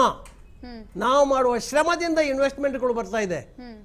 ಆದರೆ ಅದು ಇನ್ವೆಸ್ಟ್ಮೆಂಟನ್ನು ಇವರು ಆಂಧ್ರ ಮತ್ತು ಆಚೆ ಕಡೆ ತೆಲಂಗಾಣದಲ್ಲಿ ನೇಬರಿಂಗ್ ಸ್ಟೇಟ್ನಲ್ಲಿ ತೊಗೊಂಡು ಹೋಗ್ತಾ ಇದ್ದಾರೆ. ಈವನ್ ನಮ್ಮ ಇಂಟರ್ನ್ಯಾಷನಲ್ ಏರ್ಪೋರ್ಟನ್ನು ಅವ್ರ ಇಂಟರ್ನ್ಯಾಷನಲ್ ಏರ್ಪೋರ್ಟ್ನ ಹೇಳ್ಬಿಟ್ಟು ಎಲ್ಲ ಇನ್ವೆಸ್ಟ್ಮೆಂಟ್ ಆ ಕಡೆ ಹೋಗ್ತಾ ಇದೆ. ಸೊ ಇದನ್ನು ತಡೆಗಟ್ಟಿಬಿಟ್ಟು ನಮ್ಮ ಇನ್ಫ್ರಾಸ್ಟ್ರಕ್ಚರ್ ಬೆಳೆಸಿ ಬಿಪಾಸ ಅಂದರೆ ಬಿಜ್ಲಿ ಪಾನಿ ಸಡಕ್ ಇದನ್ನು ನಾವು ಸರಿಯಾಗಿ ಕೊಟ್ಬಿಟ್ರೆ ಖಂಡಿತ ಇನ್ವೆಸ್ಟ್ಮೆಂಟ್ ಬರುತ್ತೆ. GST ಇನ್ನೂ ಪೇಮೆಂಟ್ ಜಾಸ್ತಿ ಆಗುತ್ತೆ. ಪೇಮೆಂಟ್ ಜಾಸ್ತಿ ಆಗಿದ್ರೆ ಪುನಃ ನಿಮಗೆ ಈ ಡೆವಲ್ಯೂಷನ್ ಆಫ್ ಫಂಡ್ಸ್ನಲ್ಲಿ ಬಂದ್ಬಿಡುತ್ತೆ. ಈಗ ನೋಡಿ, take for example UP plug and play. ನಿಮಗೆ ಇಂಡಸ್ಟ್ರಿ ಇನ್ವೆಸ್ಟ್ಮೆಂಟ್ ಆಗಬೇಕಾದ್ರೆ ಯು ಜಸ್ಟ್ ಸ್ವಿಚ್ ಆನ್, ನಿಮ್ಮ ಮೆಷಿನರಿ ಹಾಕ್ಬಿಟ್ಟು ಆ ಥರ ಮಾಡಿದ್ದಾರೆ. ಆಂಧ್ರದಲ್ಲಿ ಕೂಡ ಅದೇ ಥರ ಮಾಡ್ತಾ ಇದ್ದಾರೆ. ಅಂದರೆ ಬೇರೆ ರಾಜ್ಯಗಳು ಹೇಗೆ ನಮ್ಮ ಕರ್ನಾಟಕಕ್ಕೆ ಕಾಂಪಿಟೇಷನ್ ಕೊಡ್ತಾ ಇದೆ ನೋಡಿ. ಇದನ್ನು ನೋಡ್ಬಿಟ್ಟು ನಾವು ಅವರೊಂದು ಕಲಿಯೋದಿಲ್ಲದೆ ಹೋದ್ರು ನಮ್ಮಲ್ಲೇ ನಾವು ಇರುವುದನ್ನು ಇನ್ಫ್ರಾಸ್ಟ್ರಕ್ಚರ್ನ ಬೆಳೆಸ್ಬಿಟ್ಟು ಮೋರ್ ಆ್ಯಂಡ್ ಮೋರ್ ಇನ್ವೆಸ್ಟ್ಮೆಂಟ್ ಬಂದರೆ, ಮೋರ್ ಆ್ಯಂಡ್ ಮೋರ್ GST ಕಟ್ಟಿದರೆ, more and more income tax ಕಟ್ಟಿದರೆ, more and more corporate tax ಕಟ್ಟಿದರೆ ಜಾಸ್ತಿ ಕಾಸು ಬರಲ್ವಾ? ಇದನ್ನು ಮಾಡೋದನ್ನು ಬಿಟ್ಟು ಸುಮ್ಮನೆ ಗಲಾಟೆ ಮಾಡಿಬಿಟ್ರೆ ಇದು ಯಾವ ನ್ಯಾಯ? ಎಸ್ ನಾಗೇಂದ್ರ ಸರ್, ಕೊನೆಯದಾಗಿ ಹೇಳೋದಾದ್ರೆ ಮೇಡಮ್ ನೋಡಿ, ರಾಜ್ಯ ಸರ್ಕಾರ ಇವತ್ತು ಕೇಂದ್ರ ಸರ್ಕಾರದ ಮೇಲೆ ಹೇಳ್ತಾ ಇದೆಯಲ್ಲ, ಇವತ್ತು ಗ್ಯಾರಂಟಿ ಯೋಜನೆಗೆ ಏನು ಒಂದು SCP ಮತ್ತೆ STP ಇಂದ ಲೂಟಿ ಮಾಡಿರೋದು ಇದರಿಂದ 14,198 ಕೋಟಿ. ಅಂದ್ರೆ ಅಂಕಿಅಂಶ ಹೇಳ್ತೀನಿ, ಗೃಹಲಕ್ಷ್ಮಿಗೆ SCP ಇಂದ 6,007.68 ಕೋಟಿ SCP ಇಂದ ತಗೊಂಡಿದ್ದಾರೆ. TSP ಇಂದ 2,288.64 ಕೋಟಿ TSP ಇಂದ ತಗೊಂಡಿದ್ದಾರೆ. ಶಕ್ತಿ ಯೋಜನೆಗೆ 1,060 ಕೋಟಿ SCP ಇಂದ ತಗೊಂಡಿದ್ದಾರೆ. TSP ಇಂದ 447 ಕೋಟಿ ತಗೊಂಡಿದ್ದಾರೆ. ಸೊ ಅನ್ನಭಾಗ್ಯ 1,116 ಕೋಟಿ ತಗೊಂಡಿದ್ದಾರೆ SCP ಇಂದ. STP ಇಂದ 496 ಕೋಟಿ ತಗೊಂಡಿದ್ದಾರೆ. ಅದೇ ರೀತಿಯಾಗಿ ಒಟ್ಟು ಈ ಸತಿ ಏನು ಒಂದು SCP STP ಇಂದ 14,198 ಕೋಟಿ ಇವತ್ತು ಆ ಒಂದು ಅನುದಾನದಿಂದ ಗ್ಯಾರಂಟಿ ಯೋಜನೆ ತಂದಿದ್ದಾರೆ. ಯಾವಾಗ ಸಮುದಾಯಕ್ಕೆ ಅನ್ಯಾಯ ಆಗಿದೆ ಇವತ್ತು? ಎಷ್ಟು ಜನಾಂಗಕ್ಕೆ ಅನ್ಯಾಯ ಆಗಿದೆ ಇವತ್ತು? ಇದನ್ನ ಸರ್ಕಾರ ಕೇಳಬಾರ್ದ? ಇವತ್ತು ಒಂದು ಅಂಕಿಅಂಶ ಇಲ್ಲ ಇವತ್ತು ಇವ್ರ ಹತ್ರ. ಒಂದು ಒಳ ಮೀಸಲಾತಿ ಒಂದು ಆರ್ಡರ್ ಮಾಡಕ್ಕಾಗ್ತಾ ಸರ್ಕಾರದಲ್ಲಿ. ಮೇಡಮ್, ಈಗ ಇಷ್ಟೊಂದು ಸಂದಿಗ್ಧ ಪರಿಸ್ಥಿತಿ ಇರಬೇಕಾದಾಗ್ಲೂ ಕೂಡ ಈ 1ನೇ ತಾರೀಕಿಂದ ಬಂದ್ಬಿಟ್ಟು 3% ನೀರಿನ ದರ 12 ಲಕ್ಷ ಗೃಹ ಬಳಕೆದಾರರಿಗೆ ಕಳೆದ 11 ವರ್ಷದಿಂದ ಯಾವ್ದು ಹೊರೆ ಇಲ್ದಿರ ಅಂತ ಇದ್ದಿದಂತದನ್ನ ಕುಡಿಯೋ ನೀರಿಗೂ ಬರೆ ಹಾಕ್ಬಿಟ್ರು. ಹಾಲ್ಗೆ ಬರೆ ಹಾಕಿದ್ದಾಯ್ತು, ಬೇರೆ ಬೇರೆ ಇದಕ್ಕೆ ಬರೆ ಹಾಕಿದ್ದಾಯ್ತು, ಇದಕ್ಕೂ ಬರೆ ಹಾಕಿದ್ದಾಯ್ತದ್ದು. ಕಮರ್ಷಿಯಲ್ಗೆ ಇಂಡಸ್ಟ್ರಿಯಲ್ ಫ್ರೆಂಡ್ಲಿ ಅಂತಂದ್ರು, ಇಂಡಸ್ಟ್ರಿಯಲ್ ಫ್ರೆಂಡ್ಲಿ ಎಲೆಕ್ಟ್ರಿಸಿಟಿ ಅದಕ್ಕೂ ಇದು ಮಾಡಿದಂತದ್ದು. ಮೇಡಮ್ OBC ಅವರಿಗೆ 60% ಜನಕ್ಕೆ ಸ್ಕಾಲರ್ಶಿಪ್ ಸಿಗ್ತಾ ಇಲ್ಲ. ವಿದ್ಯಾಸಿರಿಯಲ್ಲಿ 1500 ರೂಪಾಯಿ ಕೊಡಬೇಕಾಗಿದ್ದಂಥದ್ದು ಅದು ಸಿಗ್ತಾ ಇಲ್ಲ. 1,60,00,000 ಮಕ್ಕಳಿಗೆ 1,60,60,000 ಮಕ್ಕಳಿಗೆ ಇನ್ನೂ ಕೂಡ ಸ್ಕಾಲರ್ಶಿಪ್ ಸಿಕ್ಕಿಲ್ಲ. ಇದು ಮಕ್ಕಳದು ಸ್ಕೂಲ್ ಮಕ್ಕಳಿಗೆ ಮೇಡಮ್ ಅಲ್ಲಿ ಸಾಕ್ಸ್, ಶೂ, ಸಾಕ್ಸ್ ಯಾವ್ದು ಯಾವ ವರ್ಷ ಕೊಟ್ರು, ಏನಿದು ಮಾಡಿದ್ರು? ನಾನು ಹೇಳ್ತಾ ಇರೋಂಥದ್ದು ನಿಮ್ ಎಲ್ಲಾ ಒಂದು ಏನಂತಾರೆ ಈ ಕಪ್ಪು ಚುಕ್ಕೆಗಳನ್ನ ಮುಚ್ಕೊಳ್ಳೋಕೋಸ್ಕರ ನೀವು ಪ್ರತಿಯೊಂದನ್ನು ಕೇಂದ್ರದ ಮೇಲೆ ಇದು ಮಾಡಕ್ ಹೋದ್ರೆ ಮೇಡಮ್, ನಾನು ಹೇಳ್ತಾ ಇರೋ ಸಿಂಪಲ್ ಆಗಿ ಮೇಡಮ್, ಕೇಂದ್ರ ಸರ್ಕಾರದಿಂದ ಬಂದಂತ ಅನುದಾನಗಳು, ಸೆಂಟ್ರಲಿ ಸ್ಪಾನ್ಸರ್ಡ್ ಸ್ಕೀಮು, ಸೆಂಟ್ರಲಿ ಅಂತ state and central sponsored scheme, ಅದ್ರ ಬಗ್ಗೆ ಒಂದು ಶ್ವೇತಪತ್ರ ಹೊಡಿಸಿ, ವಾಟ್ ಈಸ್ ರಿಸೀವ್, ಅವಾಗ ಗೊತ್ತಾಗುತ್ತೆ ಕೇಂದ್ರದಿಂದ ಬಂದಿಲ್ವಾ ಅಂತ ಅನ್ಬಿಟ್ಟು. ಆಮೇಲೆ ಶೂನ್ಯ ಬಂತ ಇಲ್ಲ ಯಾವ್ದು ಬಂತ ಗೊತ್ತಾಗುತ್ತೆ. ಆಮೇಲೆ ಹೇಳ್ಬೇಕಾಗತ್ತೆ ಇನ್ಮೇಲೆ ನಾವು SC TSP ದುಡ್ಡನ್ನ ಮುಟ್ಟಲ್ಲ, ಮುಟ್ಟಿದ ಹಿಂದ ಮಾತನ್ನ ಹೇಳಲ್ಲ ಅಂತ ಅನ್ಬಿಟ್ಟು. SCP TSP ಮಾತಾಡೋ ಬಗ್ಗೆ ಮಾತಾಡಕ್ಕೆ ಇವರಿಬ್ಬರಿಗೂ ಅರ್ಹತೆ ಇಲ್ಲ. ಅಯ್ಯೋ ಮೇಡಮ್, ನೀವು ತಂದ್ರೆ ಅಂತ ಮೇಡಮ್,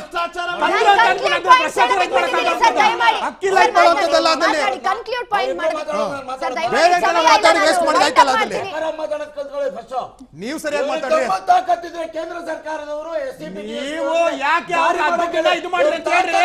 ನೀವ್ ಯಾಕೆ ದುಡ್ಡಾದ್ರೂ ವೇಸ್ಟ್ ಮಾಡಿದ್ರೆ ದುಡ್ಡು ಹಾಕಿದ್ರೆ